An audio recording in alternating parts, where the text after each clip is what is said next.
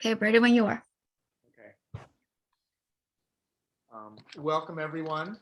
Can we start with the Pledge of Allegiance? Bring the meeting to order. I pledge allegiance to the flag Of of the United States of America and to the republic for which it stands, one nation, under God, indivisible, with liberty and justice for all. Okay, everybody, welcome. I guess we need a roll call, Janet. That's right. Commissioner Ocello? I think I just saw him move over. We'll come back. Commissioner Mane? present. Commissioner Green? Present. Commissioner Laguna? Present. Commissioner Ocello? Okay. And Chair Marilees? Here, present. Okay. Okay, our first order of business is a resolution authorizing the virtual commission meeting. Do not hear my name called that I'm present. Okay, thank you. We need to adopt a resolution finding that as a result of the continuing COVID-19 pandemic state of emergency declared by Governor Newsom, meeting in person would present imminent risks to health and safety of attendees. Do we need a second? For Second. all those in favor, or do we need a roll call? Do we need a roll call, Janet? Yes, we do. Okay, Commissioner Laguna? Yes. Commissioner Ocello? Yes, Commissioner Mane? Aye. Commissioner Green? Aye. Chair Marilees? yes. Thanks. Thanks, everyone. Sorry we have to meet this way, but yeah, we'll just roll with it, whatever happens. And this seems like the safest thing to do right now. Do we have any public comment for items that are not on the agenda? Let's see. I do see one hand raised, two hands raised. But before that, I want to go ahead and say the instructions for public comment, just so people know how to raise and unraise their hands. So I'll do that first, and then I'll call on the two that have their hands raised. So let's see. For those attending the meeting at the Zoom video conference today, we will be using the raised hand function in order to organize any public comments during the general public comment period. And for each item on the agenda, you and those members of the public who wish to comment can click the raised hand feature to raise or unraise your hand. If you're calling by phone, please press *9 to indicate your desire to speak. So right now, I do see Len Erickson, followed by Caroline Young. Hold on, let me put the timer up.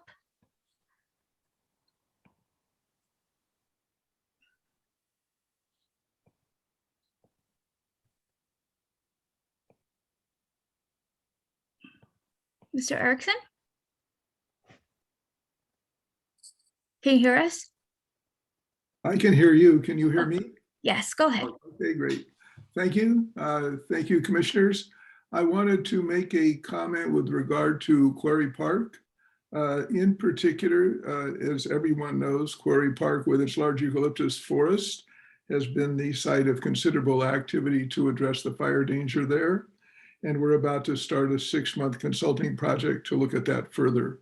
The Quarry Park Master Plan effort, which was begun several years ago and is represented on the county's website, contains considerable material and references that are out of date. So I'm interested in just seeing that removed. It identifies also the pump track project, which is an active project on hold, I think, till 2022, and then the various efforts on wildfire. I'm interested in seeing a master plan statement, which I believe could be very simple. That is, Quarry Park has its meadow area where they plan to put the pump track. There's a recreational materials for younger kids. And then you have an extensive trail network in the eucalyptus forest, which presumably will receive some recommendations and input from the consulting project. So I think it would be an easy update and make it look much more relevant if the website for Quarry Park reflected that type of status.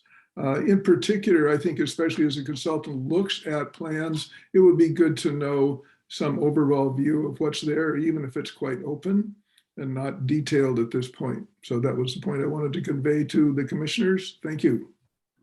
Thanks for your comment. I will next you. call on Carol Ann Young. Please accept this invitation, unmute your microphone, and you may begin speaking. Okay, I want to make sure you can hear me. Yes.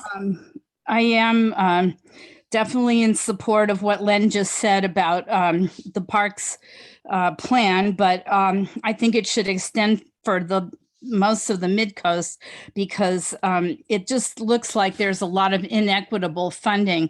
I mean, we have a Quimby Act mitigation.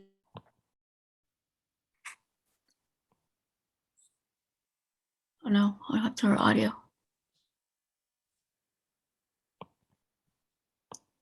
What happened? There, sorry, the audio went out, but go ahead. Did I start over? Because I mean, I don't know where I ended up before I muted. The last thing you said was we have a Quimby Act mitigation. Okay. Quimby Act. Okay. In 2002, Supervisor Gordon proposed that we get funding for a local park and recreation center, and that was when Quarry Park was still private, and so was Moss Beach Park. But in the meantime, I saw last September they adjusted the budget in San Mateo County, and they took the $250,000 and took it away from our mitigation fee, which earns interest, and they parked it over in the Parks Department, but it's not earning interest there, and now our pump track is on hold. So basically, I would just really like to say we need more public oversight for that fund. And I think that maybe the Mid-Coast Community Council should be the one to say whether they spend the money or transfer it to parks. And most importantly, for next year, I think you should fund the Mid-Coast more equitably. I believe Flood Park got, was it $16 million to remodel their park? We don't even, our playgrounds are pathetic compared to some of the parks in the rest of the county. And also, if you go and you see the senior centers or any of the community centers, they have so many nicer facilities than what we have. We have no facility basically for a meeting room or an emergency evacuation center or for seniors to come by and have a hot lunch or take classes or after school programs for kids. So I don't remember how many of you were on the call when I proposed that the county give us some of that unused land along Airport Street in between Princeton and Moss Beach, but that is still sitting vacant, and that would be a good place to put in a linear park.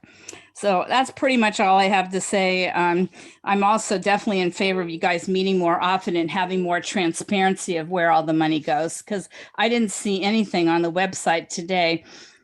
So that's pretty much it. Thank you. Thank you, Ms. Young. I'll next call on Fran Pollard. Fran, please accept this invitation, unmute your microphone and begin speaking.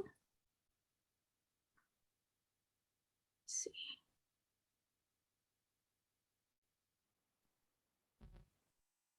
Can you hear us?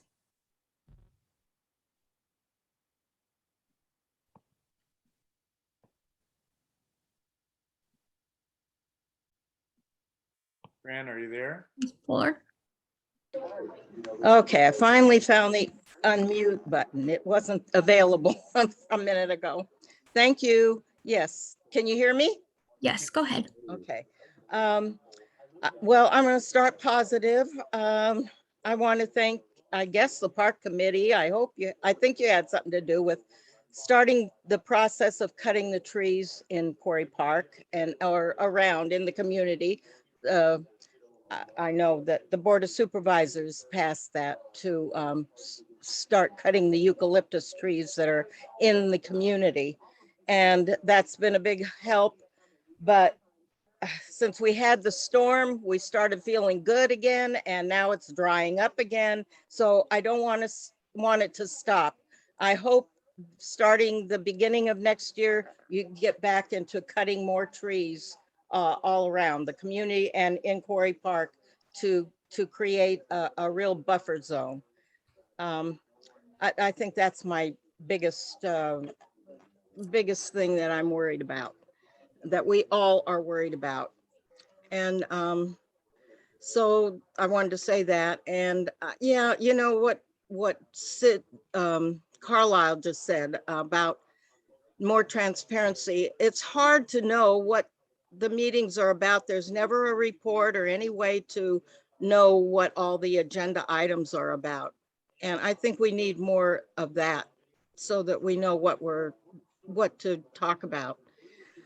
And I don't know. I did make a list of things that need to be done. I think in Quarry Park, I see lots of problems, and especially if that pump track goes in, it's gonna multiply the problems. And I made a list. I may send it to all of you. I figure you're not probably gonna do anything the rest of this year. So maybe starting next year, I'll send a list of things that I think need priority in Quarry Park. That's it. Thank you very much. Thanks Bye. thanks for your comment. With that, that's the last hand raised, Chair. Thank you, Fran. Okay, so now we're down to the setting the agenda. And there was a last minute thing that came to us a half an hour ago that about discussing the flood park, the school site next to the flood park. Does anybody want to put that on the agenda, or was that the intention? I thought that was just like comment for commission, like in the last item to, sometimes they submit it written and sometimes you can testify at the mic. Is that right? Okay. Okay, and nobody wanted to speak on that in public comment. Okay, so Through the chair, since it's communication from the public, I think it should be read into the record. we should do what now, Meta? It should be read into the record under public comment. Should be read into the record.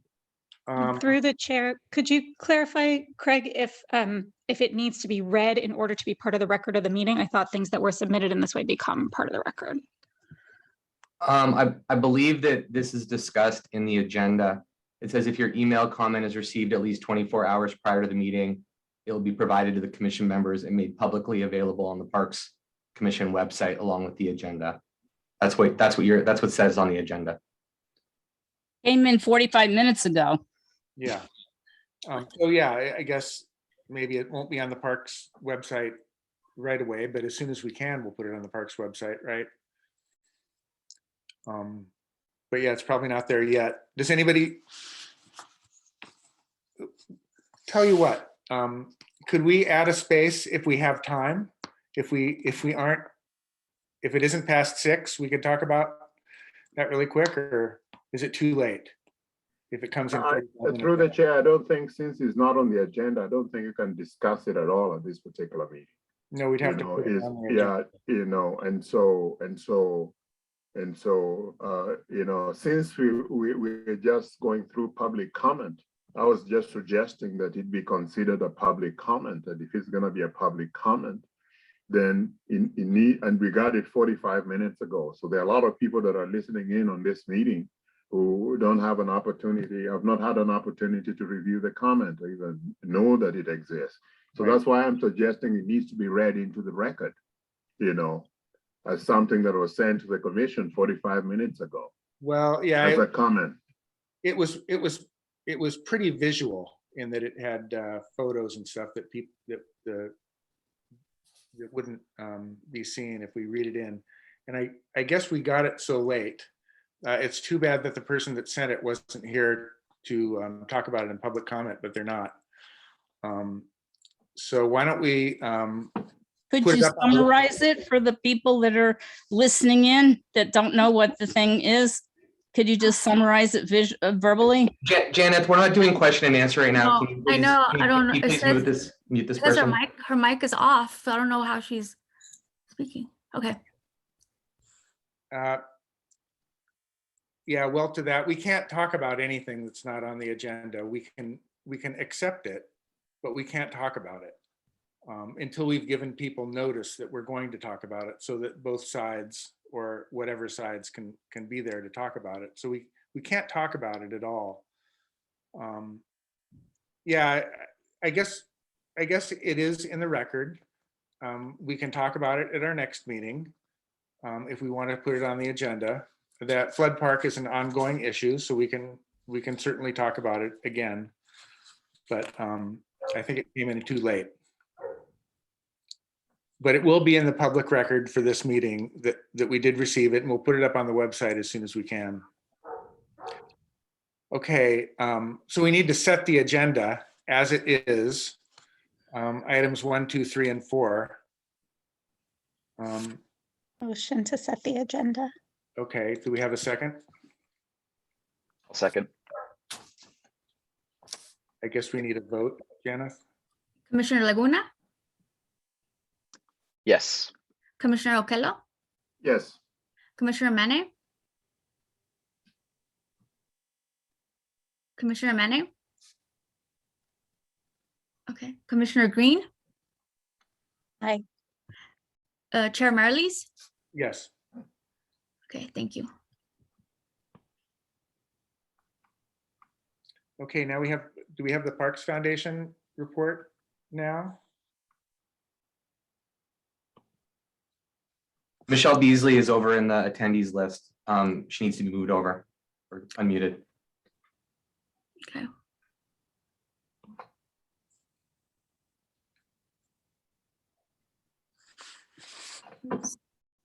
I don't see her anymore.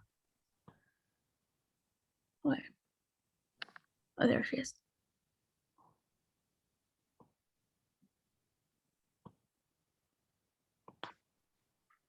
Okay, she's on her way.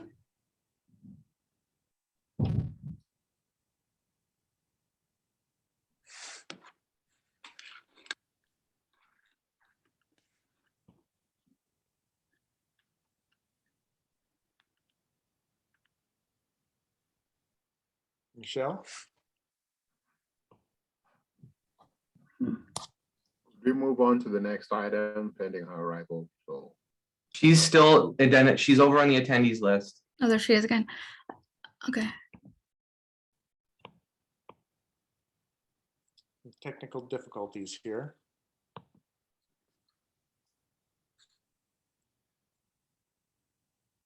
Okay, try that again. There she is. Hello, everybody. It's nice to see all of you, and I hope everyone had a nice holiday weekend. Just a couple updates to share with each of you. This past Tuesday was Giving Tuesday, and we decided to take it out to the trail and set up a little table out at Sawyer Camp Trail just to talk to people. It was really, really nice. Also really nice to see one of our commissioners out there enjoying the trail. Nice to see you, Commissioner Green. It also got word from some of the people on the trail that they saw the plogging stations and actually used them. And they reported back that there really wasn't much litter. So it sounds like they're working, and that's really exciting because that's a foundation funded project. So great to see that. A couple other highlights. We're going to be out in Memorial Park next week, meeting with park rangers and also MIG to talk about how we could improve the welcoming area at Memorial Park. And the foundation is doing another round of improvements to the campsite. So we're super excited to refocus our efforts at Memorial Park. And then the third thing I just wanted to mention is that we had 3 grant programs open up in October, and they closed last week. And our newest grant program is Enhancing Equitable Access to the San Mateo County Parks. And so we will be announcing all the winners of our grant programs probably later this month or in January. And so in addition to the Enhancing Equitable Access, we have grant programs for the park rangers, each district, and then also for the volunteer groups like San Bruno Mountain Watch. So stay tuned for more on that, and I'm happy to answer any questions should you have some. Thank you. Thanks, Michelle. Anybody have any questions? Just a comment, just to amplify how nice it was to see you out. And, I think it would be nice for us as commissioners to, we've talked about this a long time, and, to be proactive and partner up with Michelle and be present, where you need us.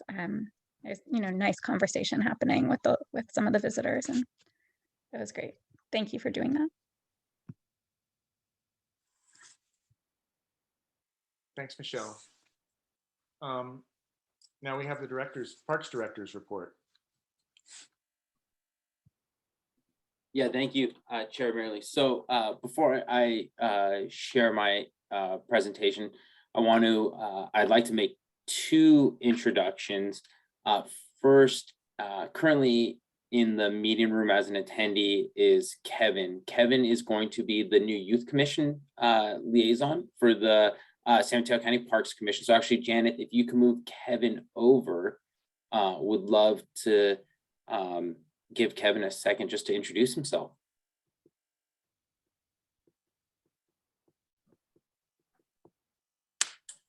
He's on his way. Perfect.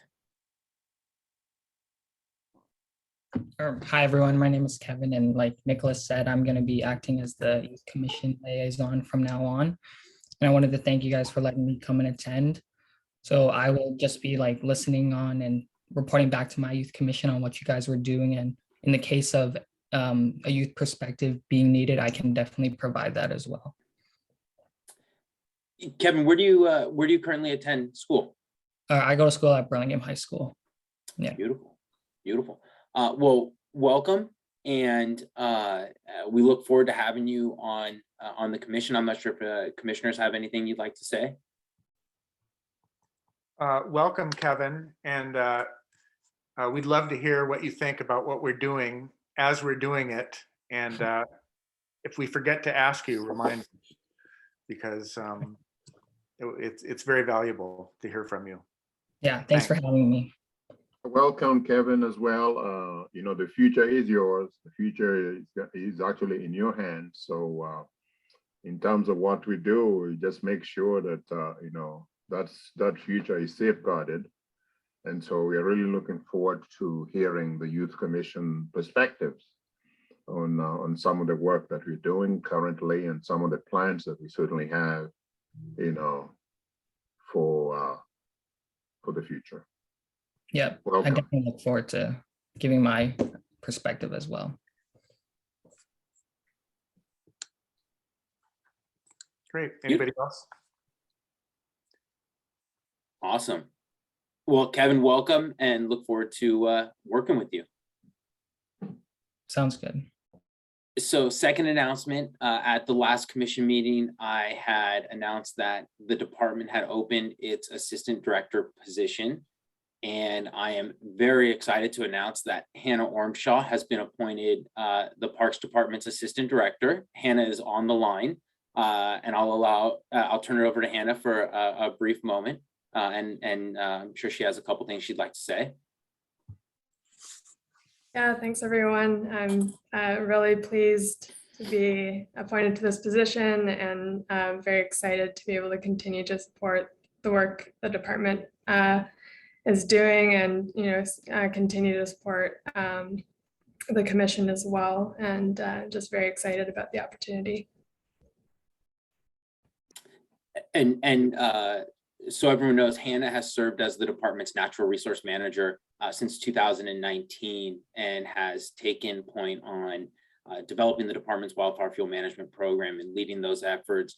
Has done an amazing job as the San Bruno Mountain HCP administrator, and has really led a lot of our efforts to do landscape stewardship and make sure that our parks are as resilient to the changes of it's climate change and all the other factors that we're facing, disease, pests, and whatnot. So I cannot be more thrilled to have Hannah in this role, and really know that she's gonna just do amazing things for this department and for San Mateo County. So Hannah, really excited to have you on, so yeah.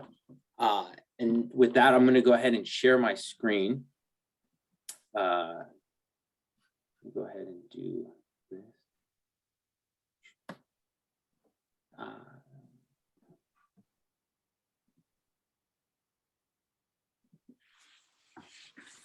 All right.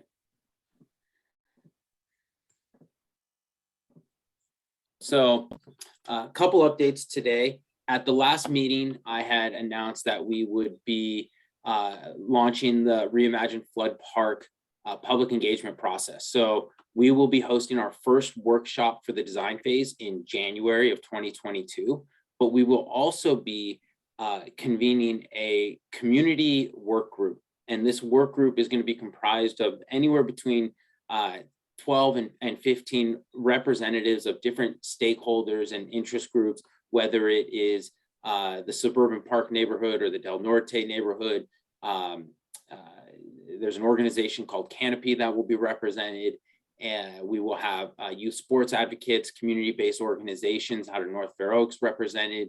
And the goal of this work group is going to be to allow us to share ideas, to brainstorm communication strategies, and to really make sure that we are ready to distribute all the necessary information to make sure the public's well educated on the next phase of the project. And then we'll also convene that group after each public workshop to make sure that we're all hearing the same thing during these public feedback opportunities, and making sure that the project is truly reflecting the desires of the public. This is such an important project for the San Mateo County Park System. This is such an important project for this part of San Mateo County. And we are thrilled to be able to be moving this project forward after so many years of concept designs and environmental review. One of the things that we just finished is the Coyote Point Story Walk. So several years ago, the department had approached Supervisor Groom about picking a story that we can do a story walk on. And this is the story the supervisor picked is called Call Me Tree. And this is a story that is both in English and Spanish. And as you walk throughout Coyote Point, the pages of the story are printed on these A-frame signs, so that as you walk through the trail system, you can read the sign. This story in particular has prompts to, look up at the trees or to do different things. And so again, those prompts are set up in both English and Spanish. And so this is the first story walk that we have in our system. Very excited about this. And we just got it up, and we're going to be monitoring how it's received, how people are liking it. And if this is something that individuals really like, we're going to go ahead and work to do further story walks or additional story walks in the system. And the San Mateo County library system deserves a shout out for, we've partnered with them to be able to use these books and to really make sure that we have as many opportunities to consider different stories to put out there for the public. So this is a cool new idea, and we're really excited to have it up, and looking forward to hopefully doing a second and a third and several other future stories. Tunitas Creek Beach. So on the 14th of this month, the Board of Supervisors will be considering the initial study mitigated neg deck for this project. And should the board certify that CEQA document, we'll be able to proceed and start the process of obtaining our coastal development permit. We are at 65% designs. And so the plan at this point is that mid-2022, we will go out to bid, get a contractor on board so that we can start constructing the amenities that the project identifies. And then the property would be open in summer 2023. So that's the rough timeline we're looking at right now.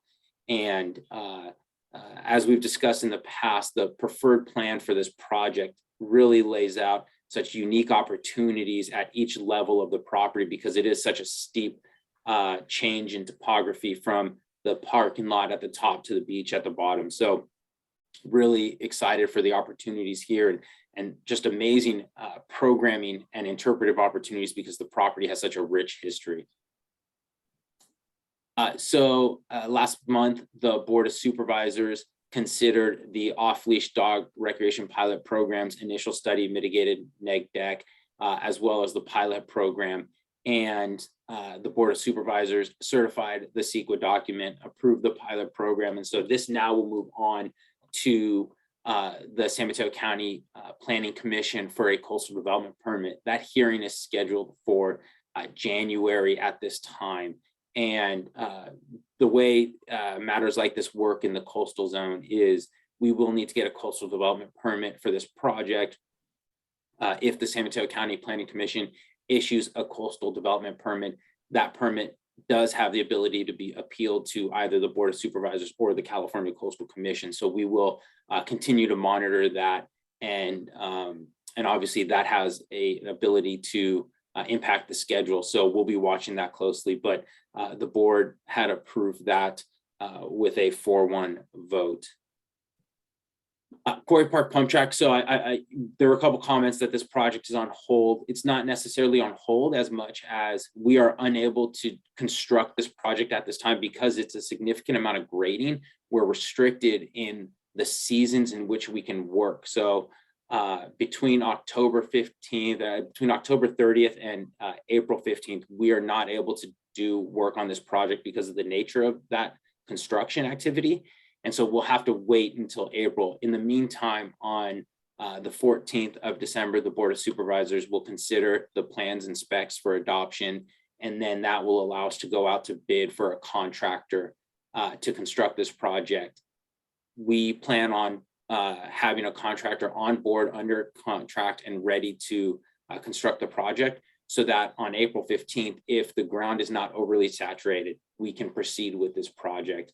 Much of what's going to drive when the project construction starts is, in fact, ground conditions and soil conditions. So we'll continue to monitor that very closely as we approach that April 15th date. Coyote Point Promenade, really excited about this project. I had reported at the last meeting that we were on schedule, on budget, and that still remains the same. So we will be opening this March 2022. And when the degree or the extent of which this project is huge. And so the fact that we're fortunate to have the Department of Public Works managing this and keeping it on track is remarkable. But this is going to provide a whole new experience for San Mateo County Park visitors, and having the ability to enjoy the bay and walk along it on a trail that is just new and provides that view and that experience is something that we can't wait to provide. So really excited about this. Obviously, there's been a lot of disruption to the park because construction is so extensive, but we will, again, March, have everything back to normal, and looking forward to opening this part of the park to the public again.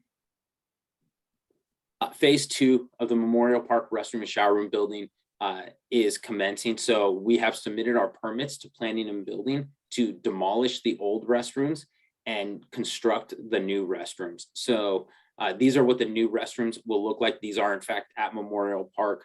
We have contracted with a company called Romtech, which is the same firm that built the first 7 restrooms and shower buildings. And so they'll be, constructing the second set as well. We are going to be demolishing those.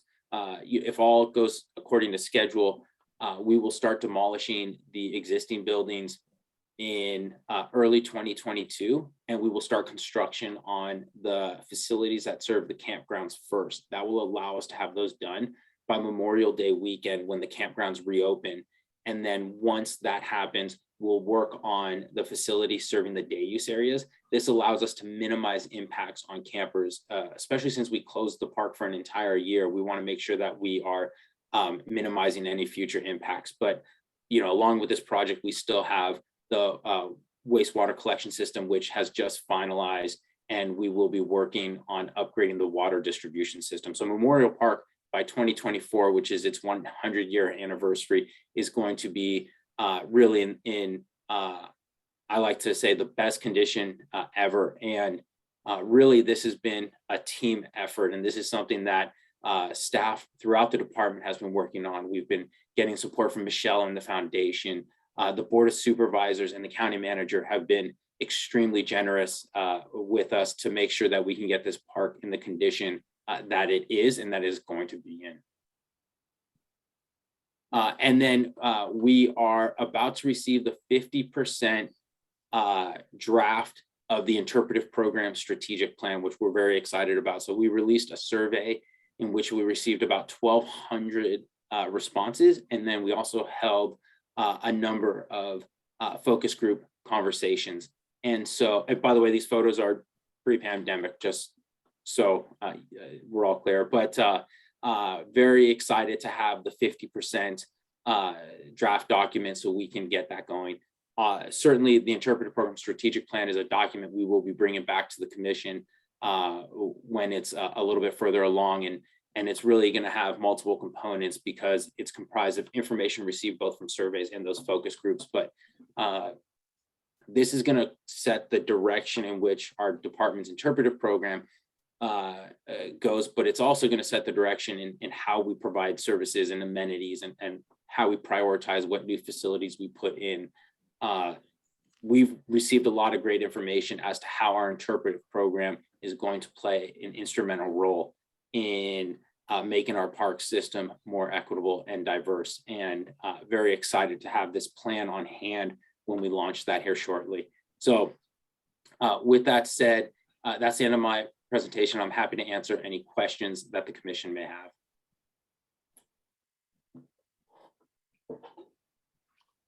Through the chair, the Reimagine Flood Park and the community work group that is anticipated to be created.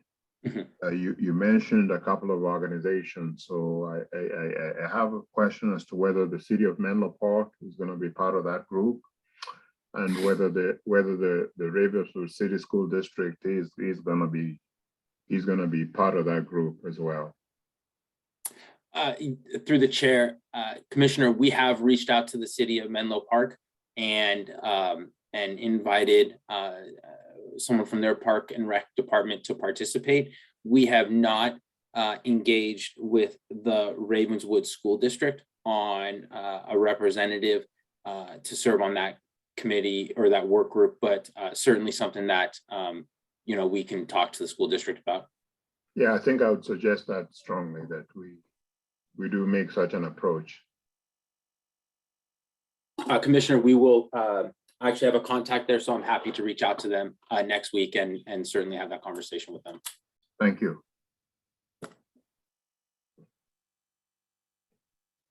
Anyone else? I had one also on Flood Park. So you said the public comment is starting.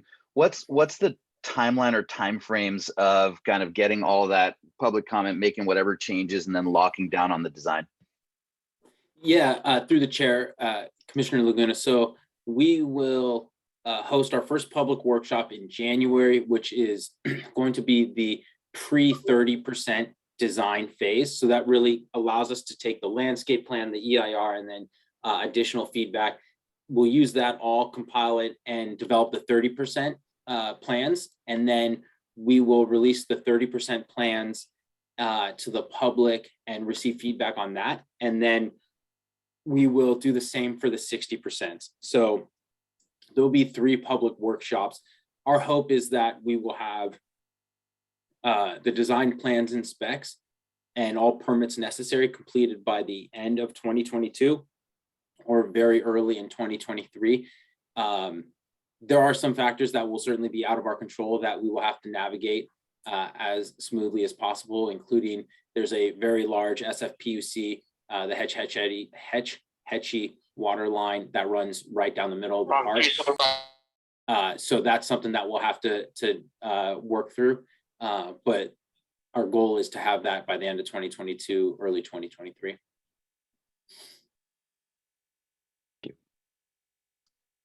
Okay, anyone else? Chair, I believe Commissioner Green has a question. Oh, okay. Yeah, just a short list. Also on Flood Park, you talked about having different neighborhoods involved, but can you talk about how you're going to seek out and promote the racial equity and diversity of the group? Yeah, through the chair, Commissioner Green. So we invited 4 community-based organizations out of North Fair Oaks that we've invited to serve on it. So and of the 4, 3 have agreed to participate in the work group, and all 4 have agreed to assist us in distributing information on the project, on the workshops, on the surveys. And then we will also work with the Office of Community Affairs to, the Office of Community Affairs out of the county manager's office has done an amazing job building relationships with all the communities in the county. And so while North Fair Oaks has always been a large focus for us, there are other communities that use Flood Park, including Bellhaven and East Palo Alto. So we will be working to make sure that those communities are included in the process as well. And are you planning to do materials in translation? In what languages?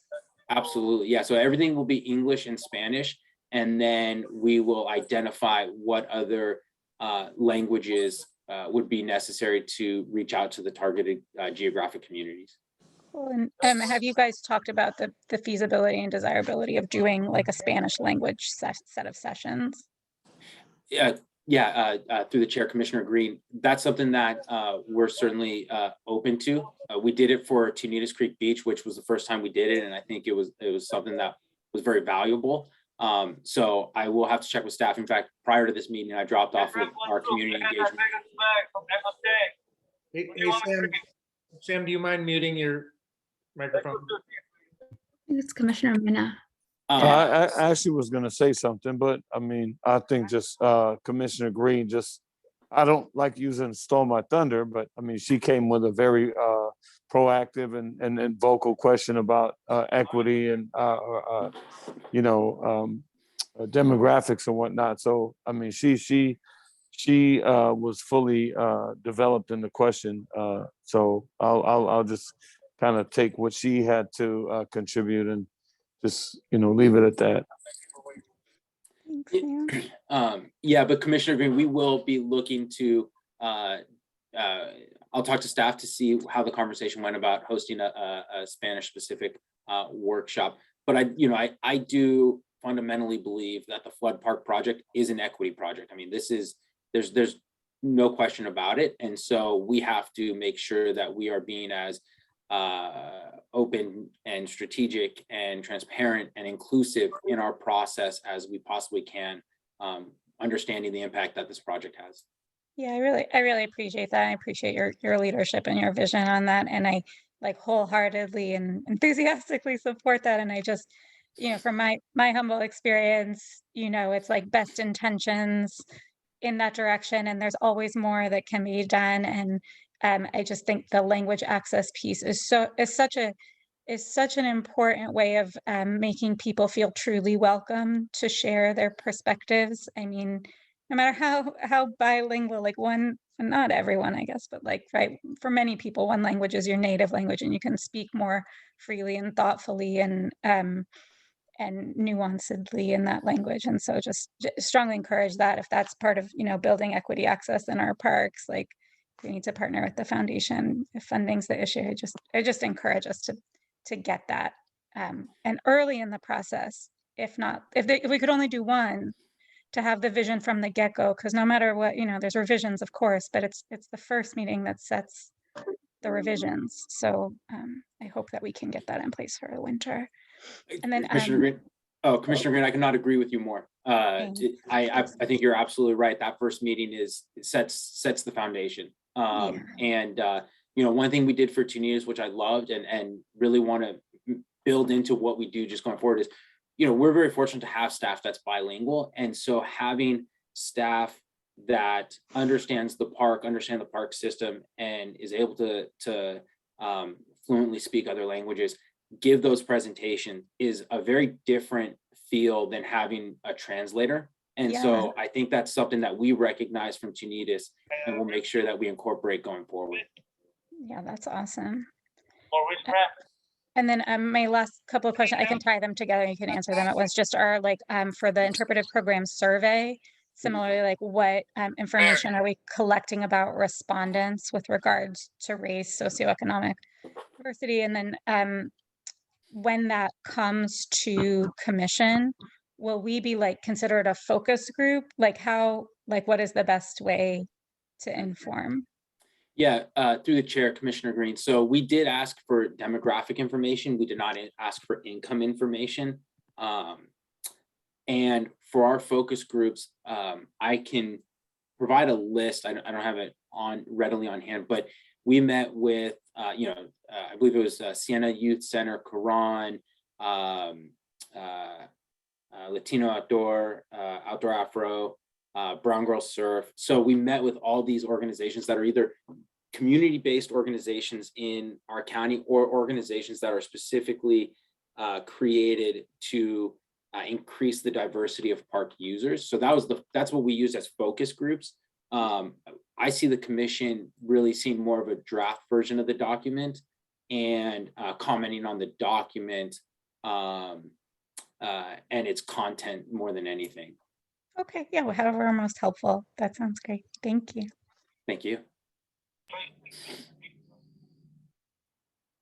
Anything else, Nicholas, or any other comments? Yeah, through the chair, I believe Commissioner Monet might have a question. Hey, yeah, I do. Thanks for that, Nick. I think just a couple things. I think Commissioner Okello and myself, and this is prior to quite a few of you joining, and I think Director Calderon was on staff, but I think we did a demographics to see who's who fits in what group and what parks belong into what demographics and who needs assistance. Commissioner Okello, if you can speak on that, I think we worked on that at least a couple of years back, and we kind of came to determination what we there was an end result in.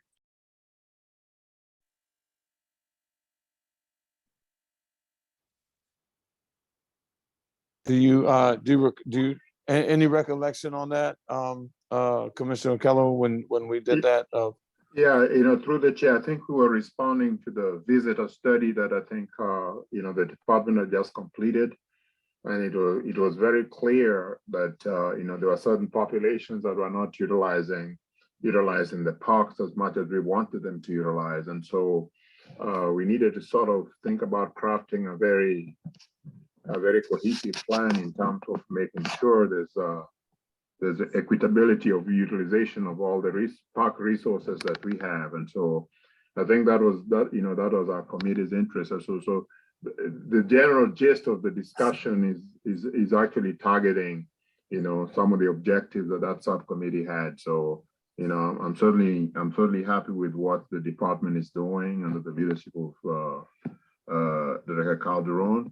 And I certainly support all the suggestions that Commissioner Green is suggesting in terms of, getting, those particular populations engaged, from the get-go, and they can choose to continue being engaged. But I think the first initial meetings is extremely important so they can put a big stamp as to what their desires are. Yeah, just to echo that, I'm definitely, I can't stress this enough. And Commissioner Green really, was the person in the room that just put, the icing on the cake on just where it should be with her developed thoughts.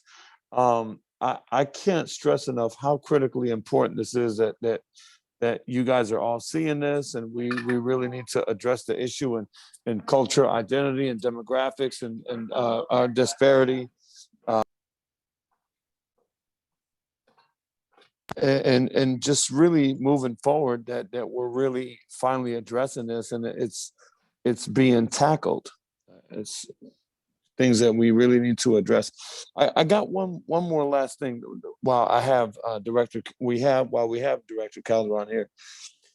I get the interest of health and well-being, whether boosted up or fully vaccinated, what have you, but going into year 2022, and it's, in the driveway, is there a foreseeable future of, and I know we had a beautiful experience when we were down the coast and we were in Neil's driveway, pretty much. Can you see us, because I really can't see us emerging from this whole Zoom stuff, but can you see an outdoor meeting taking place in the near future? Through the chair, Commissioner Monet, I believe, I guess anything's possible, right?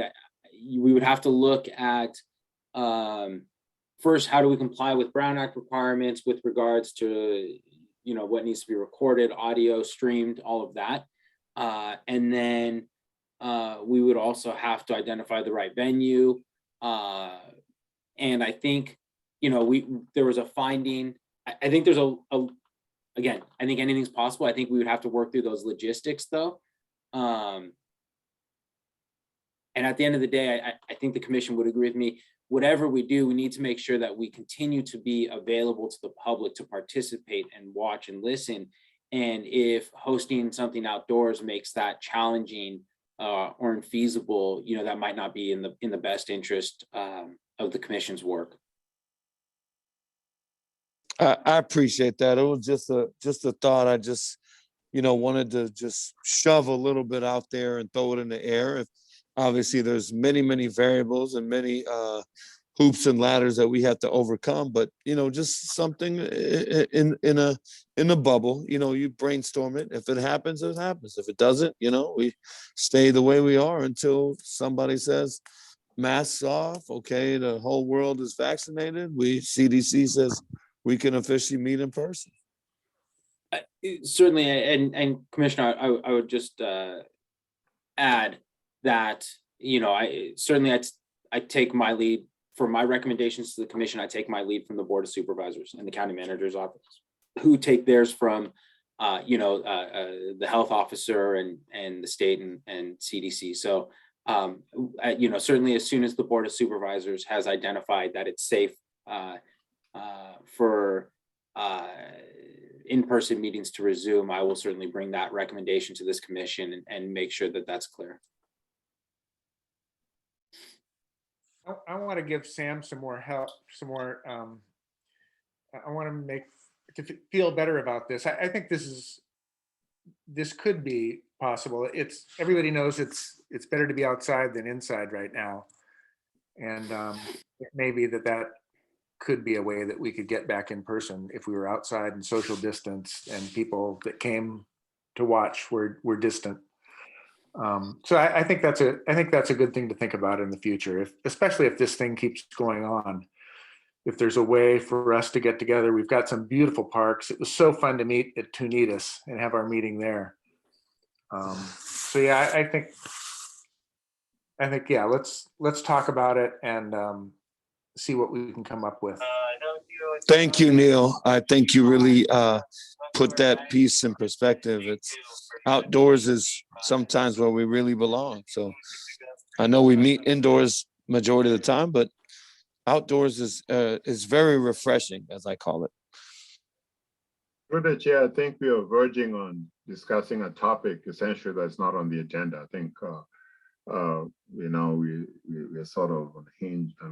Sort of outside there. So the director has made his reports, and the opportunity is certainly available for every commissioner to make their comments. Some of us, some of us certainly have, and I like the details, that he provided on each of the projects, that the department is certainly engaged in, and I'd like to applaud him for, being exhaustively thoughtful in terms of the information that they're providing they're providing to the commission. And so, but let's be cautious about taking on a topic that's not on the agenda and then, spending a lot of time, on it when originally it wasn't there. But the point has been brought up, and if you want to put it on the agenda, I think we should, as to what logistics we need to work out so that we can have a public meeting outdoors.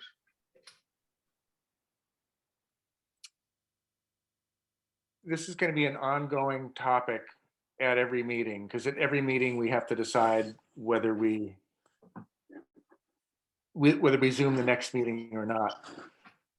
And maybe we should talk about it when we authorize the resolution to meet virtually.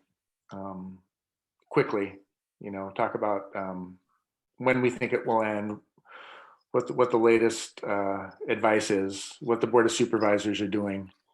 But anyway, this is on everybody's mind, everybody that's watching, and certainly all of ours. And I really miss, as easy as this is, not to drive anywhere, I really miss meeting in person. So that said, You're done with your report, Nicholas, right? Yes, sir. Anything else? Okay. Chair Mealy, before you move on, you might want to call for public comment. Oh, I keep forgetting because I can't see any public here, but I know they're there. So do we have any hands raised? Yes, we have one hand raised for Miss Caroline Ann Young. Let me get the timer up and unmute her microphone.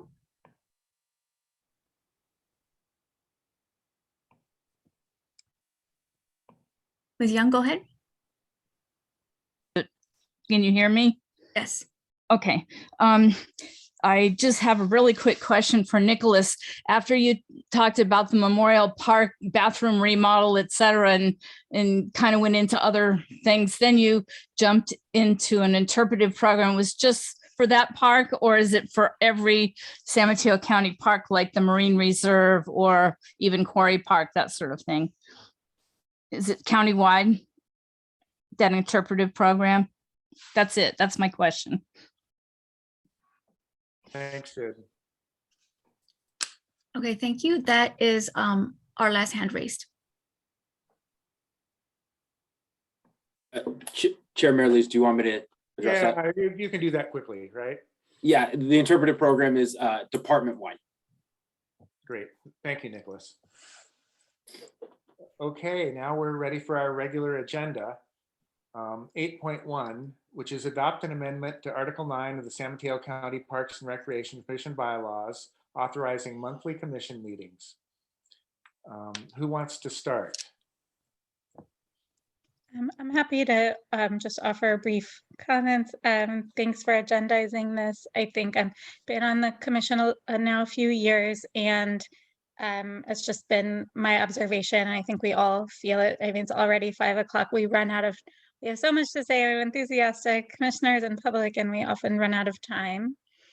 And then we have challenges around getting items heard in a fashion that makes them relevant, with a 2-month gap, and certainly around budget season. I heard multiple times that the reason we couldn't do budget presentations, our most important policy document, because we didn't have time. And so we need more time, it's clear. And I'm sensitive to the fact that these meetings are not zero resources on the department side. And my hope is not that we do more than we need to, but I think we don't have time to do the things we need and want to do in the bi-monthly schedule. So I am glad to see the revisions all in place and done properly. Thank you for helping with that, Craig and Dr. Calderon. And I think it will make for a more meaningful engagement for us as commissioners and give more opportunities for the public. I'm now our new youth commissioner, for us to do a little bit more than we've been able to do. And I also just wanted to offer, my understanding, again, thanks to Craig, that we are not required to have monthly meetings. This would just set the regular agenda to monthly. And then if in a given month there's not capacity or need, it is still within the rights of the chair, right, to cancel a meeting with due notice. So we're not forced into 12 meetings a year, but we would now have as the basis for normal up to 12 meetings. Thanks, Heather. Anyone else? Chairman, I know last meeting there was a question as to what impact this would have. I believe there was a question as to what impact would this have on the department, and I was asked to just be prepared to discuss that, and I'd certainly be happy to address that if I could have a moment to do so. Yeah, I think that would be valuable. Thank you. So I'm gonna go ahead and share my screen briefly. Let me do this.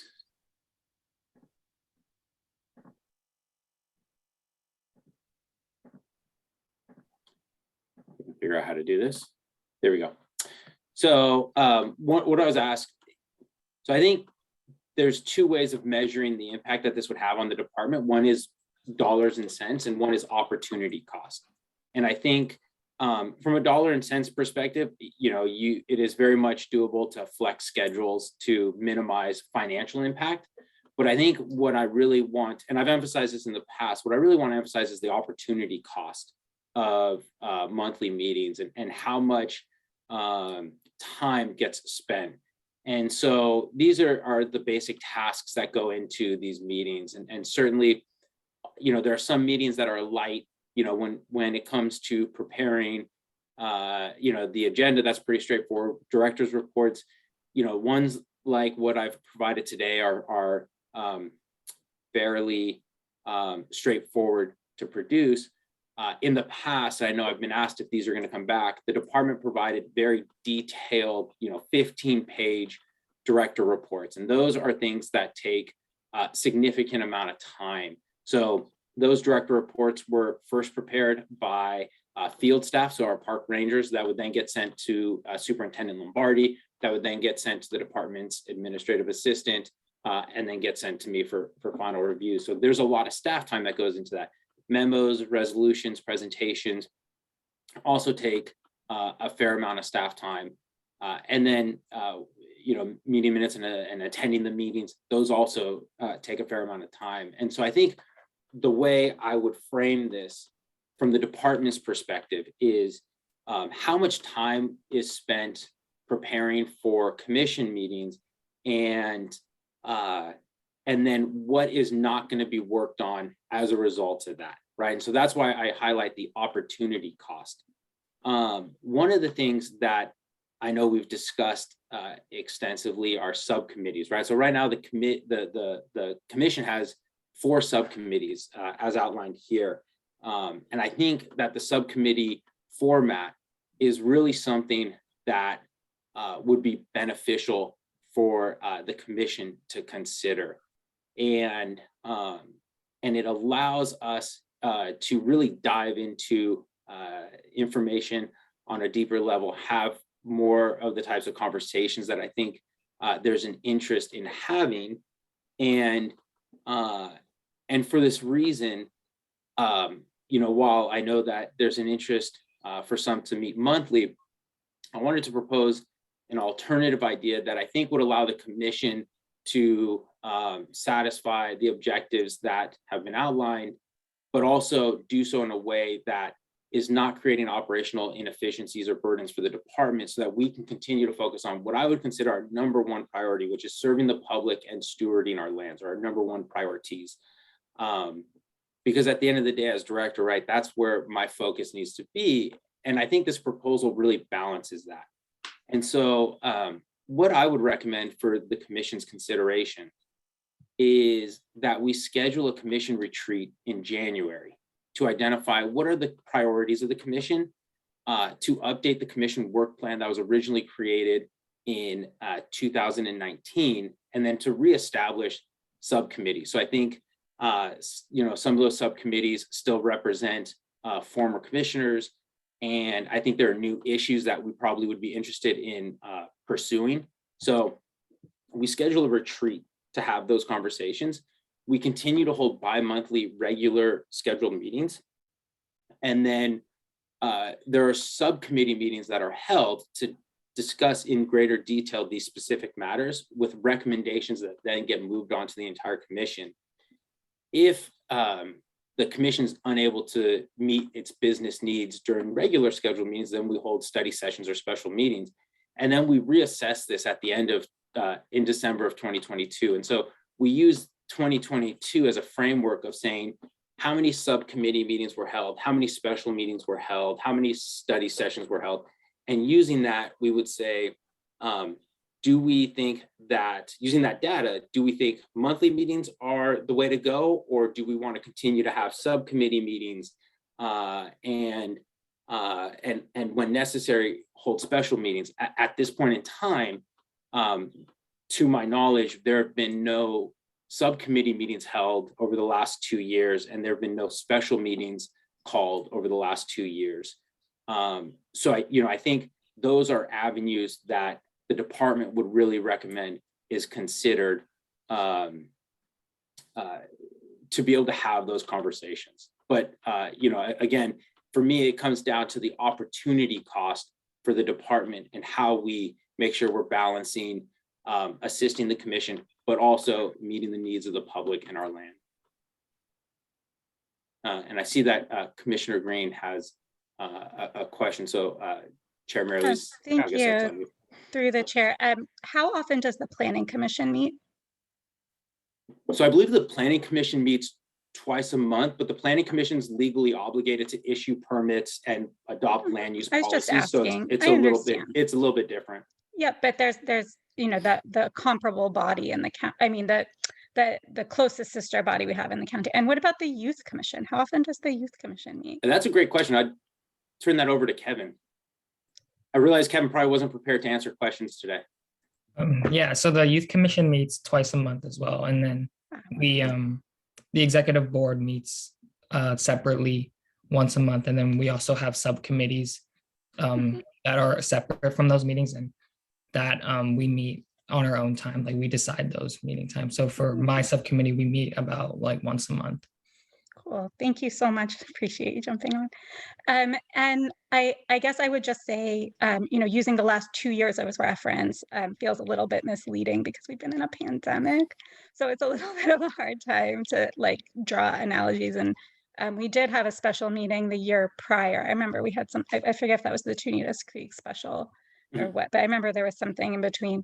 And I would just say, I don't need more information or data to know that we can't calendar everything at this body that at least, I think some of us believe should be heard. And, I think we got that comment even today, so timely in public comments about our agendas and the transparency and having more visibility into, how things are happening. So, completely understand that there's an administrative ask and want to be super mindful of, what we are asking for on the agenda. And the goal, right, would be if you spread it out over more meetings, like individual meetings could be shorter and we wouldn't have the stress about people having to hop off mid-meeting, which happens almost every meeting. And so I just want to call commissioners' attention to the fact that we have lived experience of not being able to get everything done, even in a strange year with relatively less activity in the existing bi-monthly schedule. So I think we can strike a balance on the agendas more so than needing to rely on subcommittees, which, as you pointed out with Commissioner Bonilla's name on 3 of them, have not been like exactly as they could have been. So, I think that would be also for us to do in addition, would be to reinvigorate those and try to make those more active. And that would help to keep meetings short. We all want shorter meetings, to be clear. I have no interest in more longer meetings. So, I hope that we could do yes and. I have a question for Nicholas, and that is, how many special meetings could we have without amending the bylaws? Could we have a meeting? We have a special meeting every month or a special meeting every other month that we don't have a regular meeting? Yeah, I through the chair, I would defer to Craig on that one, but I am unaware of any type of limit that the commission would be able to call with regards to special meetings. Yeah, I'm not aware of anything, any limitation in the Brown Act or in the commission's bylaws. So we could have 12 meetings a year right now, right? If we had items to discuss. Through the chair, chair, yes.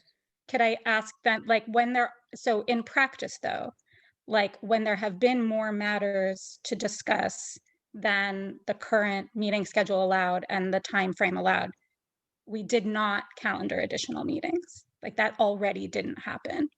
So it seems like it would be more stable to establish monthly meetings and then not hold them if we don't need them, versus the other way around, where the inertia is on establishing the meeting, would be my observation from this year and last year.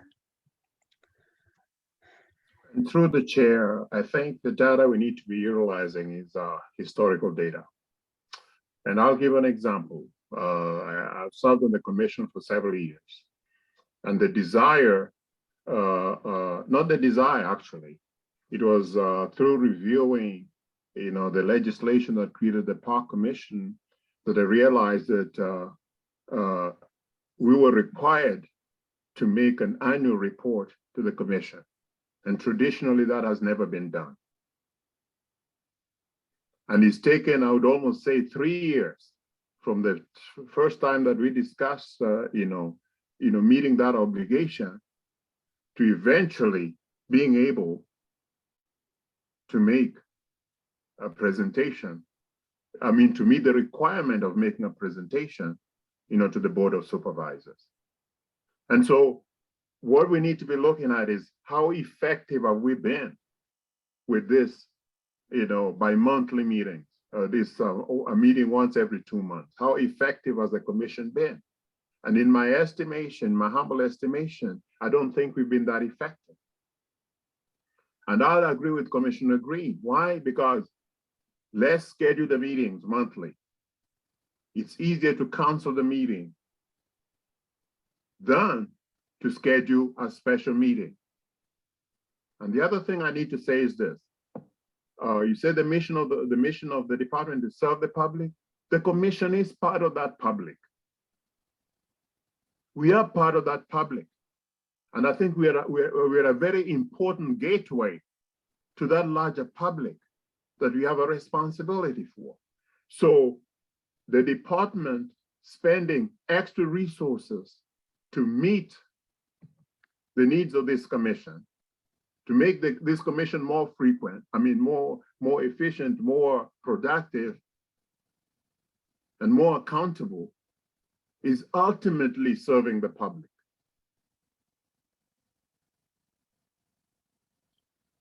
I think those are really good points, Maida. But I hate even to say this, but I think we haven't been doing enough work outside of the commission. The making the report to the Board of Supervisors, that we can't really do that in a meeting. Go over line by line what's going to be in a page of writing. That's something that has to be done in a subcommittee. And the things that we've done at the Parks Commission in the past, like revising the bylaws and having a mini parks policy and a dog policy, all those things are done in between the meetings because you can do so much more. Like you can't go visit a park with 5 of us unless we agendize it. We give 48 hours notice. We can't do it. But with 2 people, we can.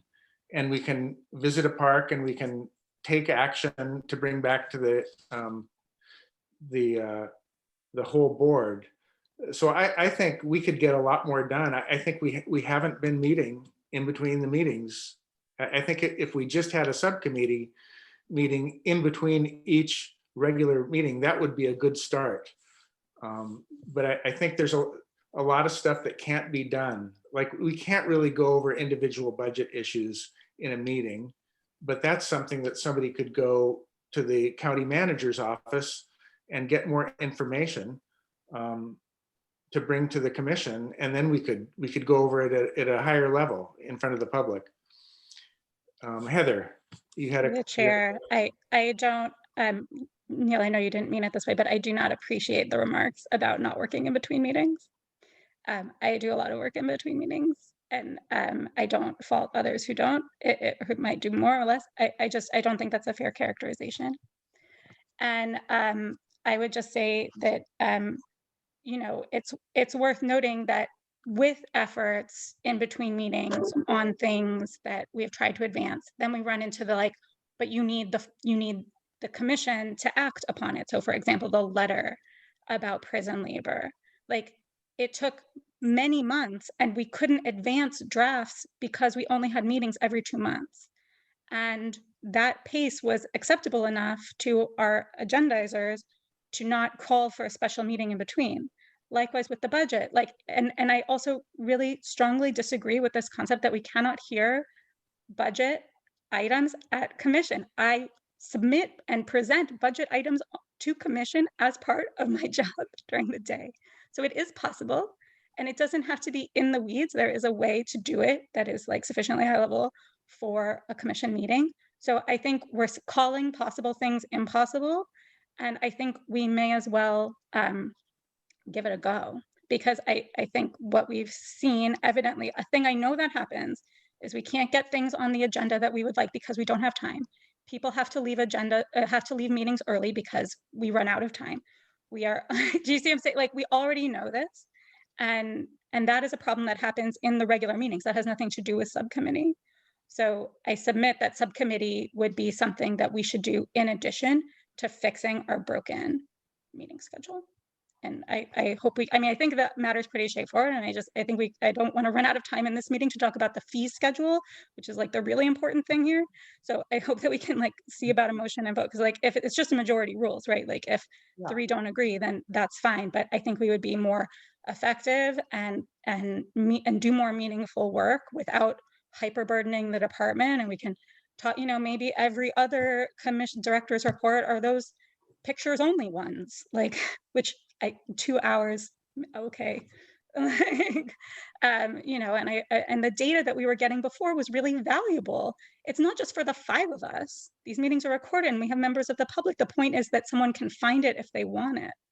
And so, it's not a personal request. It's a desire for greater transparency and accountability, which I think we need. I don't think we're there. And I'm so excited, Hannah, that you're here to provide support. Nicholas has been running this, it has been doing such an amazing job. And I think we could, like fly high, I hope. I didn't mean to say that people aren't doing enough work preparing, or I didn't mean to say that at all. It's just that we don't have a staff at this commission. So we can't ask, we have to ask the park staff, and they have to take time out of their job to get us the information that we need. But there's a lot of stuff that we could do. We can go to the county and we can get information that could be done with 2 people in a subcommittee, rather than, we can't do it as a board. It's really because we don't have a staff that you have to have subcommittees, because we have to meet with the public. We have to take information that the whole commission doesn't have to gather the information, but 2 people can. So that's what I was saying. And we could do a lot more of that. And I think if we promised to do that every month, which we have not been doing in the last couple of years, I think that would be a big benefit to the public, because we could talk about more things with more information. And if we don't finish this meeting tonight, we can certainly have a special meeting in January to talk about whatever we don't finish, if somebody feels like they have to leave. And the other thing is, I will do whatever the rest of the board wants. I will certainly meet every month. And I have been, as you see, I've been on all the subcommittees, so I'll meet in between too. Whatever people want to do, let's get as much done as we can. I guess the only thing that I don't like about having a meeting every month is that when you cancel meetings, I think that's bad for the public. The public gets used to knowing when the meetings are. And if you say you're going to have a meeting and you cancel it, I think that's worse than instead having a special meeting that is out of the ordinary. So I don't want to do this if we aren't going to have 12 meetings. I think if we vote to do this, I think we should have 12 meetings, and we shouldn't cancel them, because we've told the public that we're going to do it, and we should honor our word, barring any pandemic or things that we can't control. So I agree, that more is better. But when I look and see all the staff here, to talk about this kind of stuff, we don't need the staff here. We can talk about this with two people and go back to the whole group with when the staff is there. But I don't know that we have to use the staff any more than we already do. But I'm open to argument. What does everybody else think? If the Board of Supervisors did not think that the work of this commission was important, we would not have been created. We would not have been created. We were created because somebody or a group of people thought, policymakers thought that, you know, a commission with regular citizens of San Mateo County meeting on a regular basis, discussing specific topics and advising them on those topics was a good idea. So to suggest that staff is taking away time from other things that are important to servers, that's not the right way to look at it.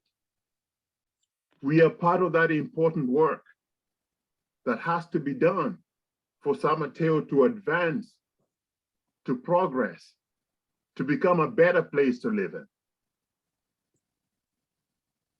And so I would not buy the argument that having an additional meeting is taking away from other important work, because our work is important. If it wasn't, the commission would not exist, but it does exist.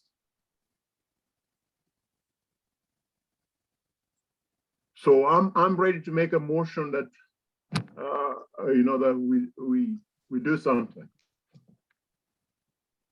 Let's let everybody speak. Yeah, first. through the chair, I would love to kind of give my perspective before we go ahead and kind of put a motion out there. I guess, well, and going into this, I think I was pretty indifferent about, like, you know, whether we do, you know, every other month or every month or whatever. Obviously, there's been some pretty passionate arguments in terms of why we want to be able to have it for, you know, 12 times a year. But I would argue, and I think folks were intimating this, right, that, you know, just adding 6 meetings a year is not going to make us more effective, right? What's going to make us more effective is having 6 meetings and then also getting more effective by, you know, building out that the subcommittees. One of the things that struck me as I came into this was that we had a work plan that we had not kind of really updated. I really wasn't sure kind of like how we went about doing that, right? But the fact still remains. We have a work plan that still has, you know, my predecessor still in the actual line items, right? So I actually really like Director Calderon's suggestion of whether it's a retreat or whether it's something to be able to update those subcommittees.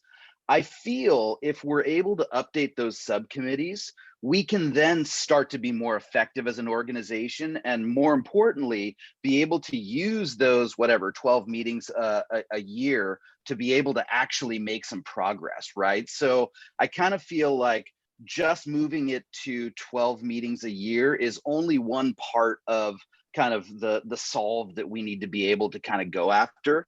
And, you know, so and like I said, I'm indifferent as to kind of how we move forward, but if we do it, I think we also need to do other things to be able to forward it, because just adding the 6 meetings alone is not going to make us more effective as a commission. And through the chair, I would agree with you, but let me share some historical information. There was a time when the commission did not even have a work plan. And it was not too long ago. There was a time we did not even have a work plan. So we are still a work in progress as a commission that is going to be able to feel the obligations that the resolution, the ordinance established for us. We are still a work in progress. Yes, we can complain that, oh, we have not updated the work plan. I can look at the list that was given, and there are certain subcommittees that are not there in what has been presented to us.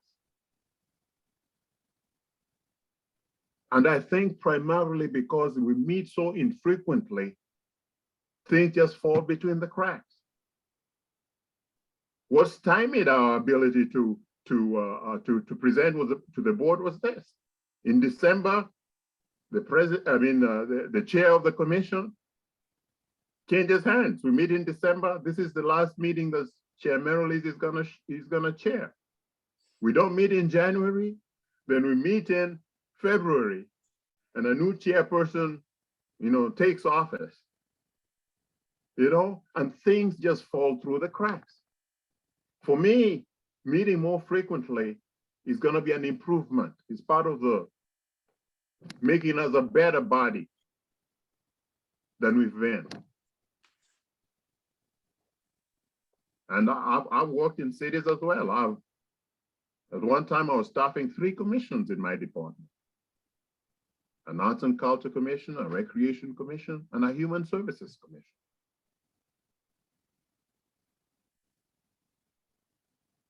So it is possible. But ultimately, we got to make ourselves better, because what has happened previously hasn't made ourselves better.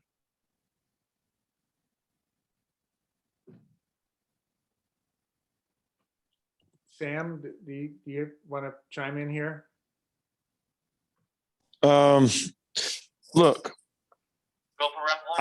I think, and I don't want, and I'm always a middle person, and I always try to keep it really civil and diplomatic. And sometimes when I want to speak, I sometimes have to bite my tongue, because I'm pretty down to earth and very low key, but sometimes I'm critical.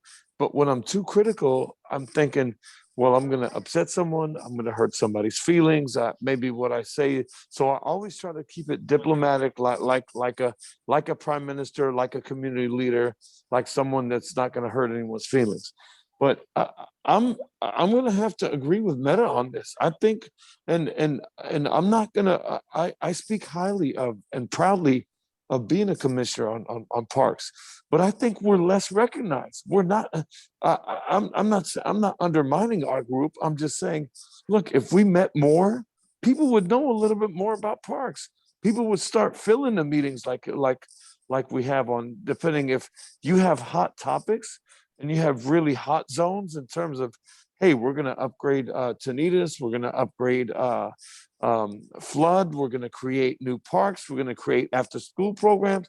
When you have those things, and when it appeases to seniors and to at-risk youth, or it increases awareness of what parks is all about, I think you have to meet more than just every other month. Okay, we're running late here. Does somebody want to make a motion? I will echo loudly a motion that we meet more than just the once every other month. So I'll move forward with, let's, as a commission, start meeting more regularly. And by more, and I don't know if I have to have a definitive definition of what more regularly means. Every month. What's on the agenda, sent through the chair, I think what's on the agenda is to revise the bylaws so that they read that we meet monthly. I think that's the action to motion, if that's what you want to do. Yeah, do we have permission to do that? I make that motion that we follow what the line item is on this agenda to change the bylaws. Okay, do we have a second? I second it. We want to open this up for public comment because I do see 2 hands raised. Okay. Yeah. Sorry, I keep forgetting to do that because I don't see any. I don't see any audience. But yeah. Okay. Welcome. Perfect. So I'll first call on Carlisle Ann Young.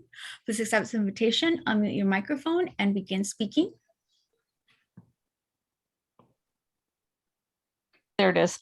Hi, I guess you can hear me. I just want to say that when I did make a presentation to the Parks Commission, I had to wait the extra month just to get on the agenda. And then they put me at the very end and they rushed me through. Commissioners had to leave, even one that said he would like to hear about the lack of facility on the San Mateo County coast in the mid-coast unincorporated area. And then it was never once brought up again. And, if you had monthly meetings, you would have more cohesiveness. It's simply an excuse to blame it on lack of staff, or it's a burden on the staff, because if you had it monthly, you could always have a shorter meeting if there wasn't that much to talk about. And based on what I'm hearing, you guys have plenty to say about almost every agenda item. So I think you should do it once a month and be more transparent and cohesive in your going forward plan. And if you guys have it in your bylaws to present a report to the board of directors, then supervisors, then you really should get that report rolling, because January is coming and you apparently aren't having a meeting unless this passes. Thank you. Thanks for your comment. I will next call on Fran Pollard. Please accept this invitation, unmute your microphone and begin speaking.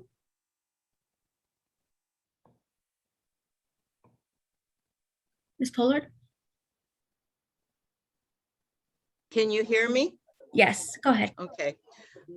Okay, I wanted to comment on the material that's available to see. I think if it was all available, it would take less time to discuss these things in the meeting, because we'd be prepared and we know.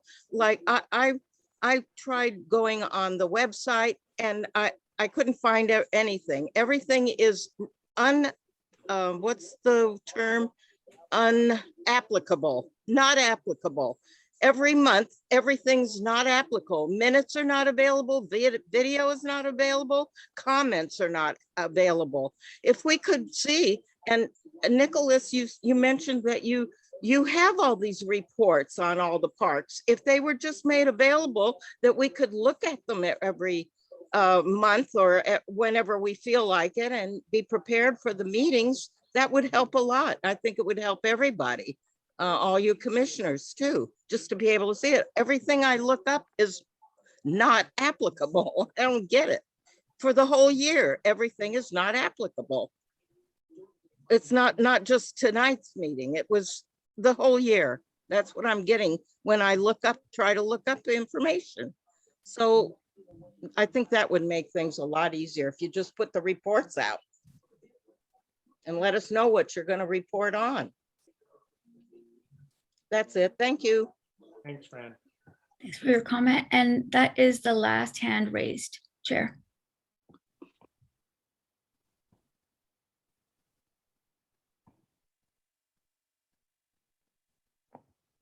Okay, we have a motion and we have a second. That's correct. Okay, Commissioner Laguna? Oh, wait, do we have to do a roll Yes. call? Commissioner Okello? Yes. Commissioner Mane? Aye. Commissioner Green? Aye. Chair Marlies? Yes, let's make it unanimous. Okay, we're on for January. Through the chair, I would also though like to continue the discussion around building out and kind of growing the subcommittees, or realigning them for the coming year as well. I don't know what exactly the process is to go about doing that, but I do think it's going to be a really important part of, like I said before, making these monthly meetings a lot more effective, and also being able to make sure that we have more detailed agendas so that we can minimize the burden on the Parks Department for preparing for some of these things. Yeah, absolutely.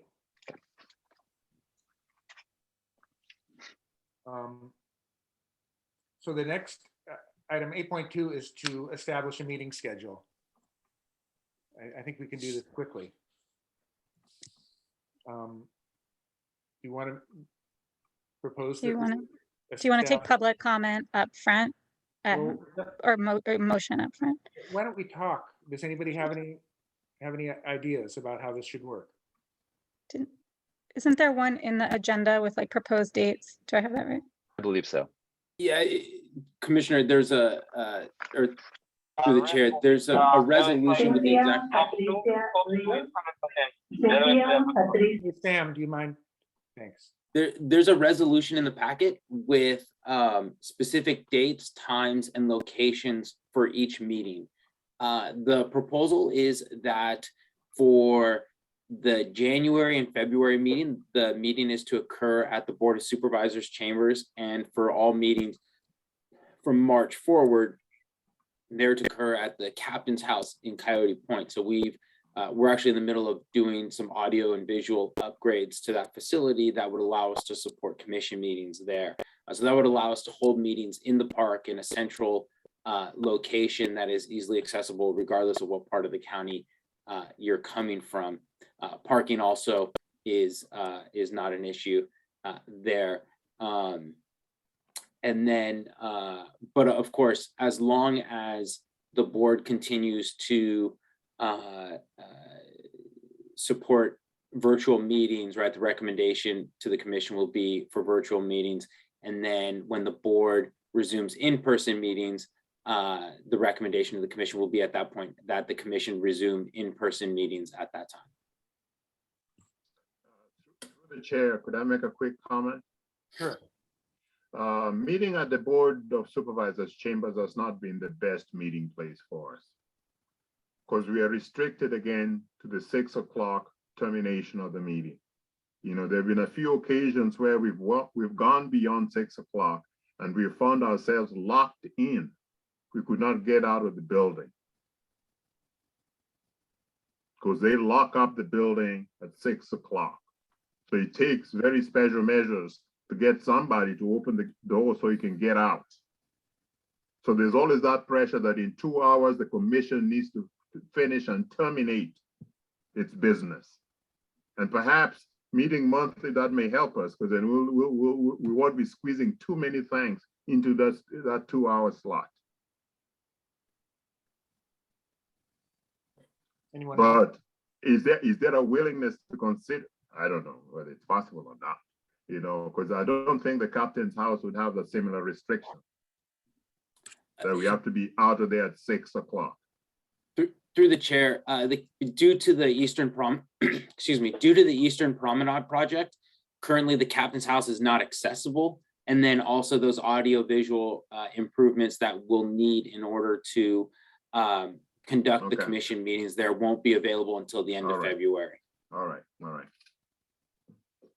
Well, so let's stick with the schedule and the date and time that we currently have then, for now. Okay, anybody else? Should we take public comment? Do we have any hands raised? There are no hands raised for this item, Chair. Okay. So we'll vote on the schedule that's in the agenda. Motion to adopt the resolution with the schedule for calendar year 2022 as agendized. Second. Anyone? Second it. Okay, can we have a roll call? Commissioner Laguna, Yes. Commissioner Okello, Yes. Commissioner Mene, Aye. Commissioner Green, Aye. Chair Mary-Elise. Yes. Thank you. Okay, moving. Chair, just to be clear, this was resolution 2021-04 and not 2021-03. That's the one that the commission just approved. The monthly one. Correct. Correct.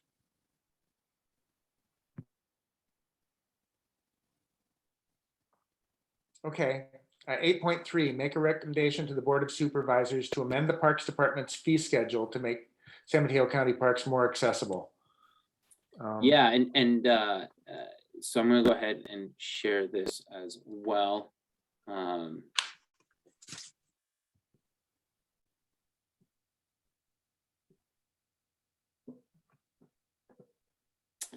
So actually at the October 19th meeting, when the commission presented on the work of the commission, Supervisor Canepa had asked for an item that would eliminate vehicle entrance fees at all county parks in an effort to make county parks more accessible. And so the department while hearing the overarching request and goal of making parks more accessible and equitable, the department came up with an alternative proposal that we believe will accomplish the overall goal while also leaving intact, by and large, the fee schedule. And so we are referring to this for the time being, and hopefully it will be adopted by the board and go into effect as the Mariposa program. So again, the overall question is, how do we make county parks more accessible and equitable? Earlier in this meeting, the 2015-2016 visitor use non-use study came up. And this was a study that the department partnered with San Francisco State University on. And to compile this information, there were two forms of data collection that were occurring. First, the department surveyed trail users to understand a wider range of information about who they were, why they were using county parks, how frequently they used them. And then there were also focus groups held with a variety of community-based organizations that were sharing their perspective and conveying the information that they had with regards to park users. And those four organizations include the Alliance for Community Empowerment of San Mateo County, the Siena Youth Center, the St. Francis Center, One East Palo Alto, and Puente de la Costa Sur. And through this effort, we were able to identify these three overarching barriers and constraints. And it really comes down to limited awareness of parks and rules and opportunities, transportation, and language barriers. Earlier, I talked about the department's interpretive program strategic plan, which is currently underway. And we released a survey in which 1,200 individuals responded, and we met with a whole host of community-based organizations and outdoor-based organizations to understand what are some of the barriers that exist. And so this is what the survey data indicated as barriers. And through our focus group conversations, we really learned that there's a need for more culturally appropriate programming, and that we need to work to make sure that our signage and print material also reflects the language of those spoken in San Mateo County. So going back to the visitor use non-use study, what we found what was proposed were 8 kind of high-arching goals as to how the department can be more welcoming and accessible. And so it includes partnering with local communities to identify best practices for outreach and programming, assessing park signs and maps and trail markers for upgrades, relevance, and a need for multiple language. It identified a need to collaborate with local municipal transportation agencies and develop a county parks map to include public transportation options. It also encouraged cycling and use of transit, mass public transit. We also saw a need to hire bilingual staff to serve in specific districts, incorporate cultural competency trainings for more genuine connection with underrepresented communities, and translate information, literature, and signage into multiple languages. It also recommended that San Mateo County Park staff increase their presence in the parks and at community centers to share knowledge and provide information about the county's parks and what our rules and regulations are, and understanding or explaining how we make sure we keep people safe. Review and evaluate all current program offerings and services, as well as implement revisions as needed. And then create guidelines and policies for assessing existing facilities and infrastructure for maintenance and improvements, and gather additional data on those specific needs to make sure that our parks and their facilities and infrastructure are meeting the needs of the public. In the interpretive program strategic plan, which focuses a lot on programming, we learned about what members of the public are looking for from the department with regards to programming. And so we saw really a need for more community-based events and school-based events, or youth-based events, I should say. So community-based events, music and movies in the parks, and our current movie in the park program is very successful. But I think when you look countywide, there really is a lot of popularity around movie and music and concerts in the parks, as well as food truck events. And then there's also a need to connect youth with parks, whether it's through educational programs or junior ranger events. And so this really outlines what the public sees as a way in which we can better connect people with parks. The focus groups really provided direct information on what we learned a lot of in the visitor use, non-use study, but also done so in a way that I think opened our eyes to kind of new things that we could be doing. And again, more culturally appropriate events was one, promoting opportunities for people to directly engage with rangers and making sure that the public is aware that park rangers are there to keep people safe, to make sure that people have an enjoyable and memorable experience in our parks. And one of the statements that really stuck with me was, if you get kids in the parks, you get adults in the parks. And so for us, how do we make sure we're providing those amenities and those opportunities? And so to date, I think we've done a lot of things to make our parks more equitable and accessible. We have some programs that are really doing just an amazing job. We've increased our social media presence. We've increased our partnerships. We are working with Quran, the Sheriff's Activity League. We are working with the San Mateo County Health System on a program called Park RX, working with Puente. And we've also gone through and translated our brochures, many of our brochures, to multiple different languages, so that those are available regardless of what language you're most comfortable with reading and receiving that information in. We've also increased a lot of our events to be more community focused and have expanded our events that are more culturally appropriate. So we have a Dia de los Muertos events. We have a kite festival. We're doing more take-a hikes and specific hikes for groups. And then we really have done a great job. And really, Catherine Wright deserves a lot of credit for all of what we're talking about here today. Catherine and her team goes into schools and shares this information with students. Obviously, that's been put on hold because of COVID, but she's done a great job creating virtual programming so that we can make sure we're continuing during this time to connect people with parks, even if it's through the computer or done so at their house. And then we're also working with the libraries and we're working with, like I said, the health system.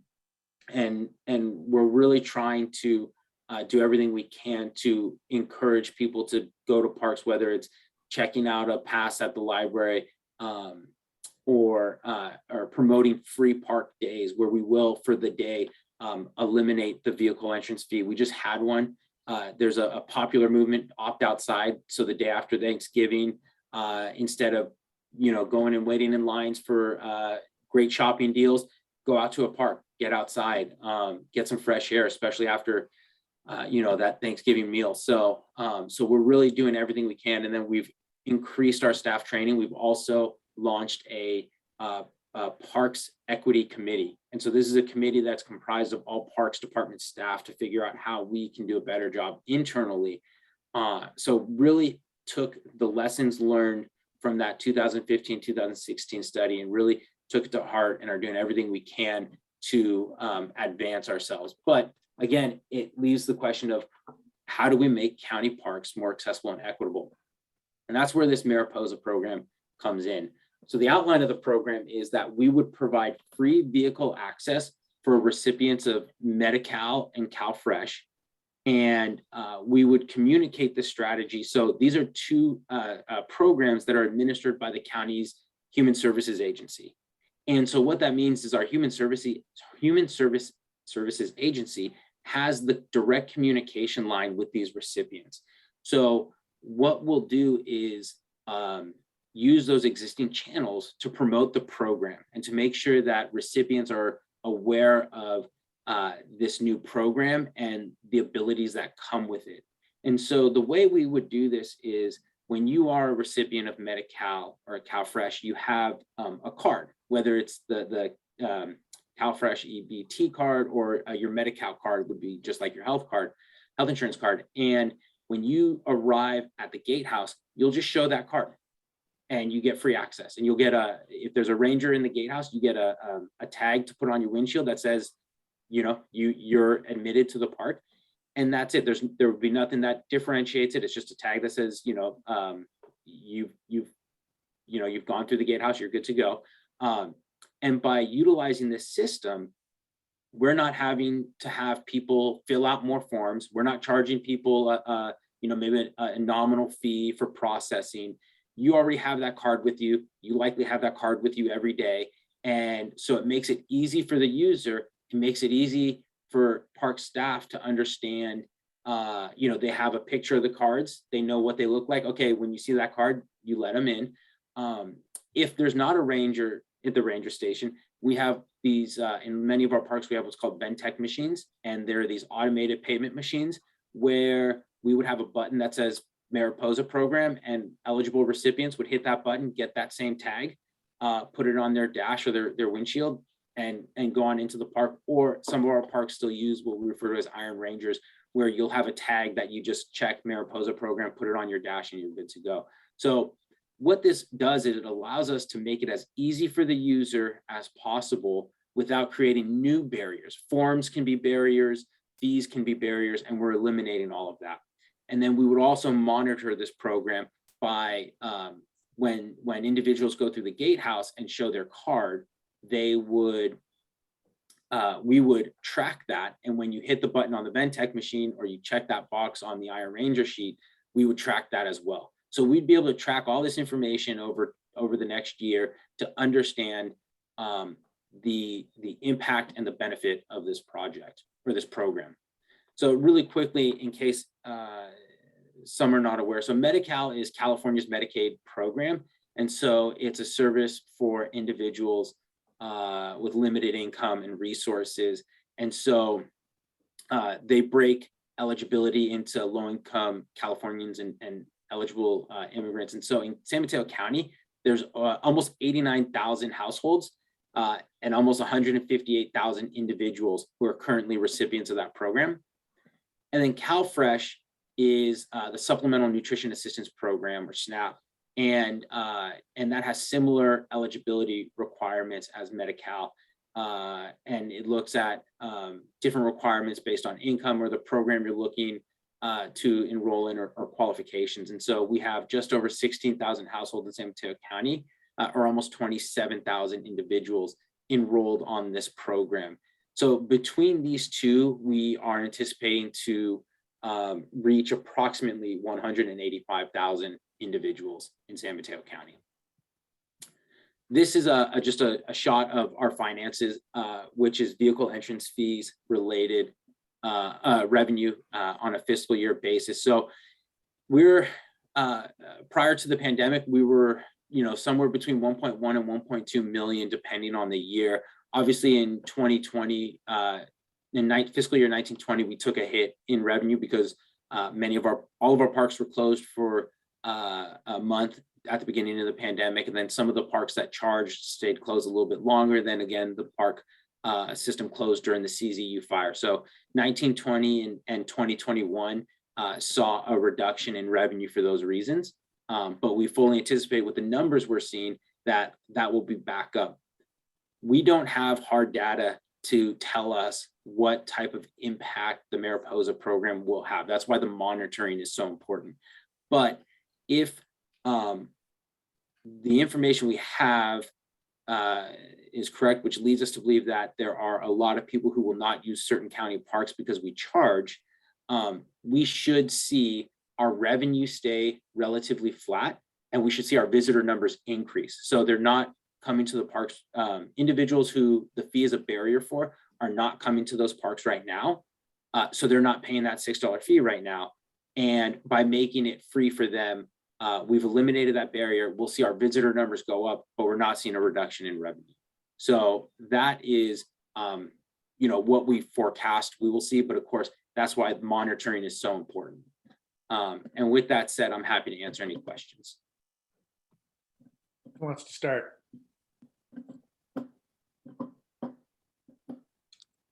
I'm happy to go. I talk so much. I'm so sorry. So excited about this approach. This seems great. Like the logic of it. I mean, people who can pay and are not daunted, you know, it's helpful to have a source that's dedicated to parks for parks by parks users.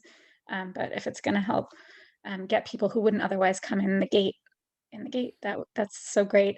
Couple questions on the programs chosen. So CalFresh and Medi-Cal makes super sense.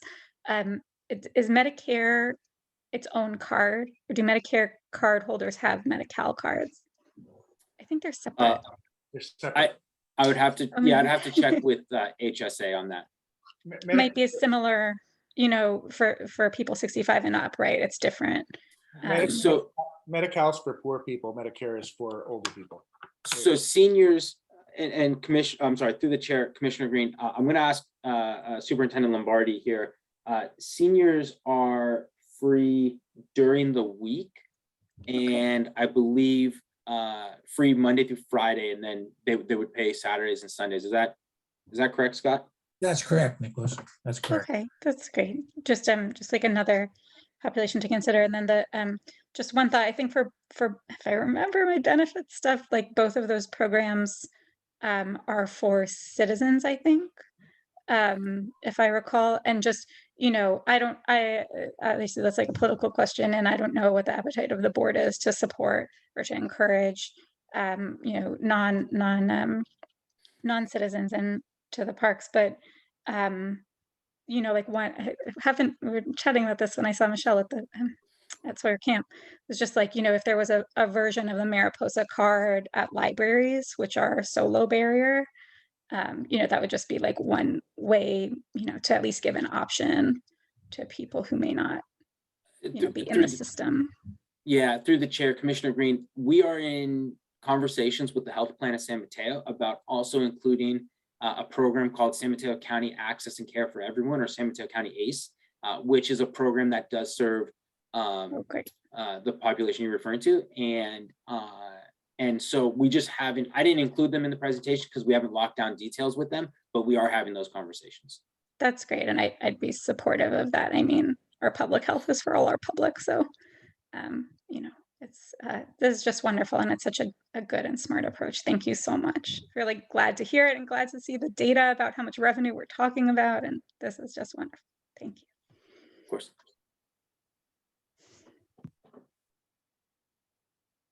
Anybody else? I think through the chair, I think this is the Mariposa program is a great program, I think, and I particularly like the fact that it has that monitoring mechanism as part of it. You know, so using a medical card and so on and so forth. So over time, I think the department is going to be able to determine whether, you know, all the publicity and PR efforts to make everybody know about it, you know, whether it's working in the way we anticipate it would work. And if it doesn't, then we can certainly make adjustments in terms of how we reach out to these particular populations. And I was just playing around with the numbers. I think San Mateo County's population is about 700,000. And so 22% essentially are people up to this point that may or may not have taken advantage of the beautiful, you know, the beautiful facilities that we do have. And so if we can get that population to utilize the parks by this mechanism, I think it would be absolutely phenomenal.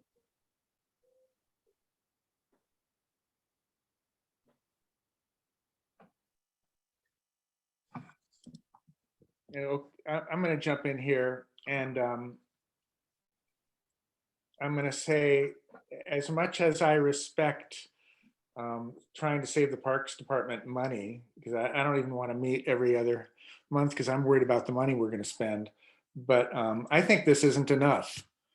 I think $1 million is the whole amount you bring in We haven't talked about how much it costs to collect that. It costs something. We have machines that collect it, and we have people that do the accounting and collect the cash and deal with the credit card stuff. So it does cost money to collect that money. And we have some parks, like Sarah Park, for instance. If you go there during the week, it's empty. There's not a single person in the parking lot, and that, so we're not really saving. We could certainly let people go there for free, and it wouldn't affect the budget at all. I think the Board of Supervisors might be willing to go a little further than this, than you're proposing. And I would propose that we send the Board of Supervisors 3 proposals. One is what would happen if you didn't charge anything for entry fees in any parks, so that they know that. Is that 1 million? Is it 1.2 million? But include how much it costs to collect the money. And then another proposal would be to collect fees at some parks. Perhaps like when people are making reservations to stay overnight at Memorial, you might want to charge a fee for that service. They're using the bathrooms, and so maybe some parks that are maybe overused. And then you could have another proposal that would be perhaps free every weekday and fees on the weekends, so that people without money at least know that they could go to a park, any park they want, for free, or perhaps not Memorial where they have to make a reservation. Because I think in general, the people that live next to the parks, they don't pay fees. They get to use the parks whenever they want, but you have to have a lot of money in San Mateo County to live next to a park, because the parks are kind of next to the nicer areas in general. So in a way, we're not charging people that can afford to live next to a park, but we are charging people that have to live in an apartment without access to a park. So I think we have to get around that. And all the proposals in your presentation, we've tried some of those already, and we should keep trying them and do as much as we can. I remember when we gave people free transportation, we had a bus system. When we took people to parks, it was not well used. And part of the reason it wasn't well used is because it was new. It takes people a long time to figure stuff out. If we reduced fees tomorrow, people wouldn't figure it out, for months, because word of mouth and all that, it takes a while. But I think it's time to go bigger. And I think if the Board of Supervisors is willing to subsidize the parks budget to make this happen, that's what I would support. I know we'll lose money if we do that, but it's for a good cause, and the cause would be equity. And I really like all your proposals, and we have done a lot, and we're doing more. We're allowing dogs into the parks. That's a new user group, at least in some parks. We allow more bicycles than we used to. That's another user group, and we can continue doing things like that to allow people with less money to use our parks once they get there. But I think it's time to go big. I don't know if anybody else agrees with me, but I think let's do it. Let's make a big splash. Let's make a big change, with the caveat that maybe we could have a couple of different proposals, one of which being remove all fees.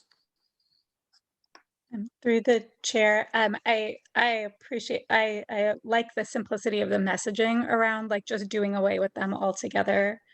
The way that I think about when you make something free for everyone is when I think about a policy like that, I think about, well, now people who could have easily afforded to pay don't, and it's just like a subsidy to them. So it's like, it's benevolent sounding, but in fact, it like furthers inequity like at the pocket level. So I would prefer and would like to advance something akin to what I think we're being asked to make a recommendation here, right? Like, Dr. Calderon, are we choosing between scenarios, or are we supposed to like draft a recommendation here amongst the 5 of us? No, so the plan, the plan is to bring this proposal forward to the board with, a recommendation from the commission. Certainly that recommendation can be an up or down recommendation. Obviously can propose revisions as well. And then the department will need to kind of assess what the impacts would that be, and if that's something that we can get behind. Thank you.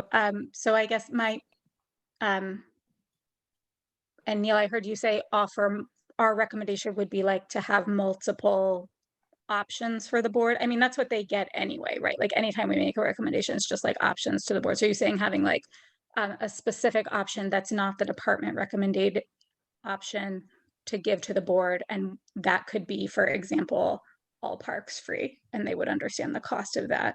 I guess so I hear that, and I think it would be helpful reference for them. And then I guess I would just say, like, for simplicity's sake though, that we provide 2 and say, like, if the board would prefer a more measured course, that the logic of this one is good, and they can always make middle ground. I actually don't recall, Dr. Calderon, please, if you can correct my memory, like when we were presenting to the board and Supervisor Canova asked about this, I thought he was specific about Junipero Serra. Is that right?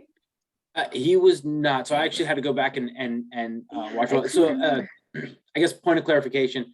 So he started talking about San Bruno Mountain, which is the only county park in Supervisor Canopa's district. But as he continued, he used that as an entry point, but his overall request was to bring an item forward that eliminated vehicle entrance fees for the San Mateo County Park system. And for the reasons stated today, I certainly think the proposal that I provided meets his overall objective, right, which was make San Mateo County Parks more equitable and accessible. The other thing, just also point of clarification, I apologize, Commissioner. Commissioner Merrilies, when you go to Memorial, you do pay for camping, like, so you do pay to go there and use the facilities and camp. Yeah, you can't get in without paying though. You couldn't go and just drive in and walk around. Drive in and park in? No, like you can't go use the amenities. Right. Without paying a vehicle entrance. There's a gate you can't get through without paying. Yeah. So Nick, if I could, through the chair, that would be just entrance fees for the day use area. If we implemented a vehicle fee, they would have access to day use, but not camping. Okay. Camping pays a different fee. Yes. Yeah, a camping fee. Yeah. Thank you for all the clarifications. Appreciate it. So I guess I would say, maybe we could just keep it simple, because it feels like crafting something in between, like we don't have necessarily like grounds for the in between. I think it maybe if we present the 2 polls, like the board will arrive at something like what you're saying. I probably would if I were on the board.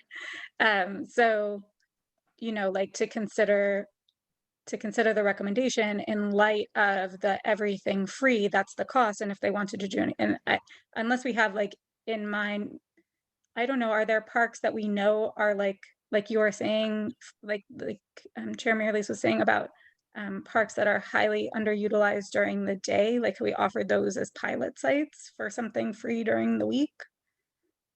I would have to, through the chair, Commissioner Green, I'd have to look at visitor data.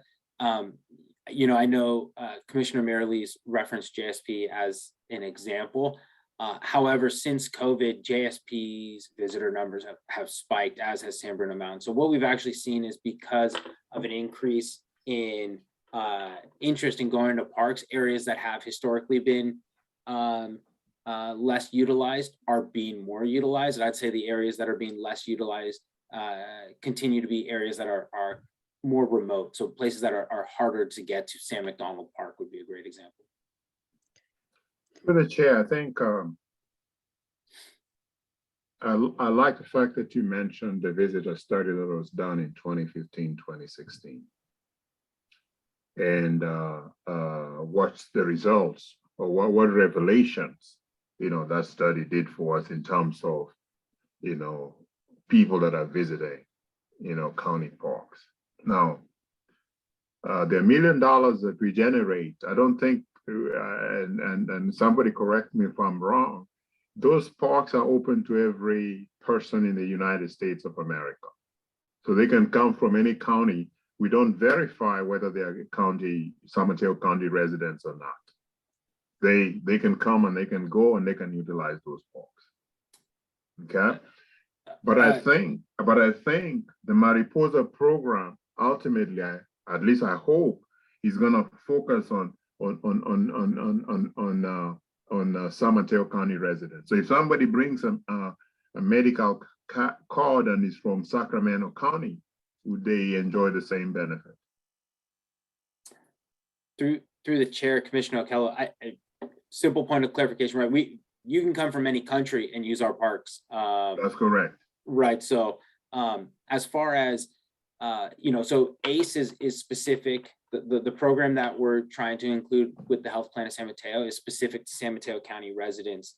Medi-Cal recipients who are San Mateo County residents have a San Mateo County Medi-Cal card. The only one of those programs that is a statewide card is CalFresh. So CalFresh is the CalFresh EBT card is the same whether you were issued the card in San Francisco County or Santa Clara County or LA County. Those cards are the same statewide. Okay. I'm sorry?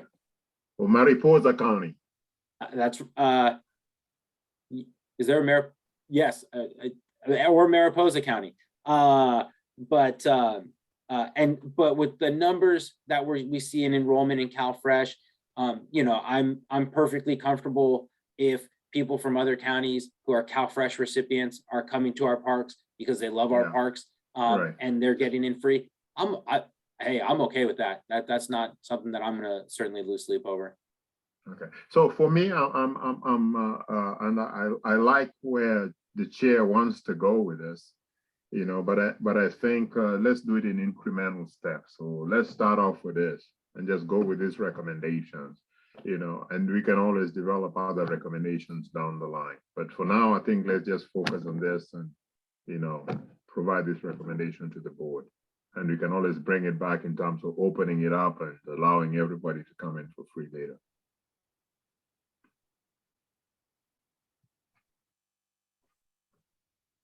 Anybody else? Sam, you haven't spoken yet, or Commissioner Laguna, do you want to say something? Yeah. So and I think, well, first of all, I think I echo everybody else's comments that I think this is a great start and a great kind of approach to solving this problem. I guess one question I had, so when Supervisor Canepa brought up this whole thing, it was about eliminating all of the fees altogether. So are you not even going to address that in the presentation? Is it going to be basically what you just shared with us, or are you going to, at a minimum, just share what that would look like and what the impact would be of following that up? Or have you followed up post that Board of Supervisors meeting to make sure that Supervisor Canepa and others understand that the proposal is more the spirit of increasing access as opposed to doing what he specifically asked, which was removing the fees altogether? Yeah, so you're right. His request was to eliminate just the vehicle entrance fee, right? And I'm always careful to specify that. It's just the vehicle entrance fee across the board. I have had subsequent conversations to discuss the program, and that our effort is to meet the spirit of what he wanted to accomplish. Okay. And then the board will certainly have we'll deliberate on the proposal, and it could obviously go any which way.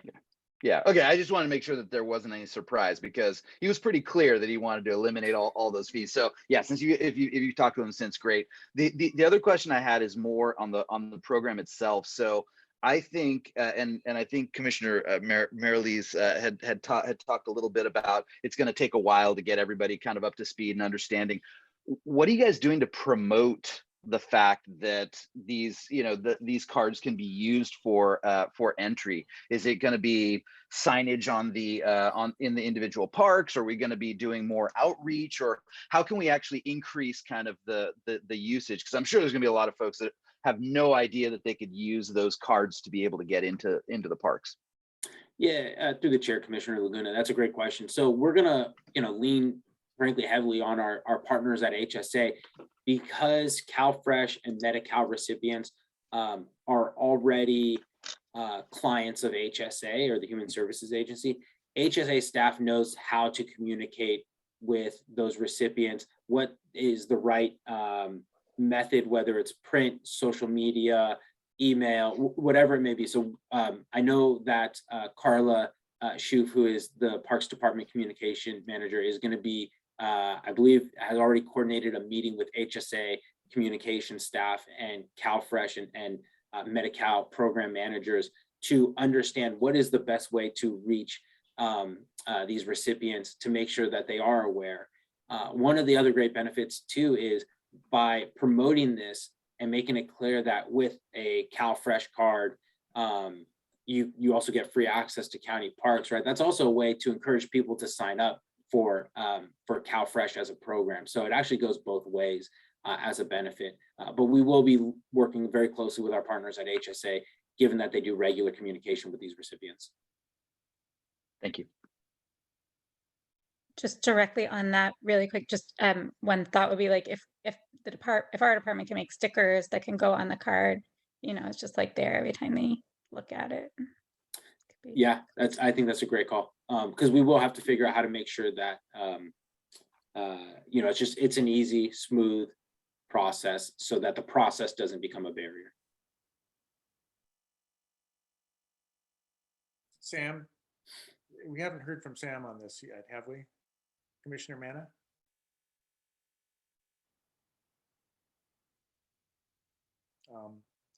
I guess it's time to take public comment. Okay, now opening public comment for this item. Please raise your hand. And I do not see any hands right now. Oh, there we go. We have one hand raised. So a first call on Carol Ann Young. Let me get my timer up.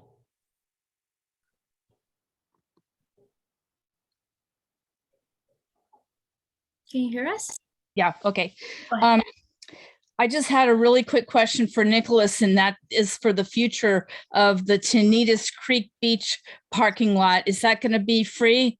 Because, you may end up with ravers again coming that way for nighttime parties. I just wondered if it's going to have a lock gate or anything. That's all. I mean, I'm in favor of the program. I was just thinking logistically of what a problem it was when the ravers were down there before the county took it over. Thanks. Thanks for your comment. And I don't see any more hands raised, Chair. I'd like to make a motion, which will probably go down to defeat, but I'd like to make the motion anyway. And that is to recommend dropping for a period of time, perhaps a year, to drop the fees, drop vehicle entrance fees to all parks. And do we have a second? We do not. Okay, then I guess we need another motion. I'll give it a try. I'd like to make a recommendation to the board to amend the department's fee schedule via the Mariposa program as suggested by the department in this presentation, with the note to please include the context, be sure to include the context of eliminating all vehicle entrance fees across the system, so that the board has that like live for consideration when considering the program. Do we have a second? Can I second it? I'll second it. Okay, I guess we need a roll call vote. Commissioner Laguna, Yes. Commissioner Okello, I'll say no, with the caveat of, making it, getting rid of all fees. I'm not too happy with that. I think I like the proposal. Commissioner Mena. Ay, Aye. Commissioner Green, Aye. Chair Marlies. Hi. Thank you. Aye. Okay. Good. We're almost done and we're only 23 minutes late. And maybe that's a good end to my year as chair of the commission. We've been late every time. We've always had more to say than we have time to say it, which I think if we met every day, we'd probably be in that same boat. I just want to notify the commission that I do have to leave in 7 minutes. Okay. Okay. Well, then I'm going to nominate Maida as vice chair for next year because it's his turn. Do we have a second? Second. Okay. All those in favor? Or I guess, yeah, roll call. Roll call. Aye. Commissioner Laguna, Yes. Sorry, if I recall, does he have to accept the nomination? I'm Oh. sorry. He should be asked whether he wishes to accept the nomination, Oh, correct? okay, Maida. I do accept. Okay. We were going to give it to you anyway. Where are we? I for me. Have we got everybody? I think we do. And then it is Commissioner Laguna's turn, but does somebody want to nominate Commissioner Laguna? I I'll would nominate like him. to. Oh, go ahead, Sam. You. No, go ahead. It's his turn, and he's he brings a lot of wealth and knowledge to this table. So, next man up. Just Don. come with the big bat and swing for a home run for your next term. Second, and just with thanks to Chair Miralise for all your wonderful work this year. It's not easy leading in a pandemic, and I just really appreciate your positive energy and your kind spirit at the helm there. So I hope that continues in the year to come. Very much, Commissioner Green. And so I guess we need a roll call vote on the new chair. So no second was required for the nomination, but I think you do want to ask whether he accepts the nomination. Oh, okay. I accept. Okay. Roll call. Commissioner Laguna, Commissioner Okello, Aye. Commissioner Mene, Sam, are you there?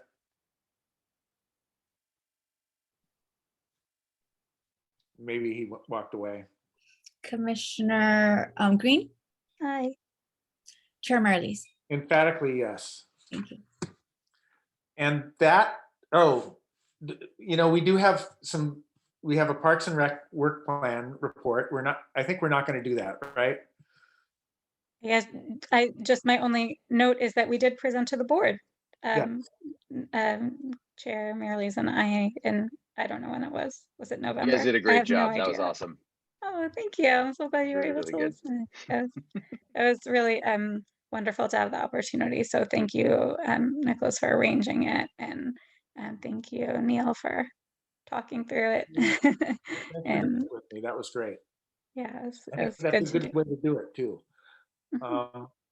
Items for a future agenda. If we have a meeting in January, does anybody have anything they want to put on that agenda?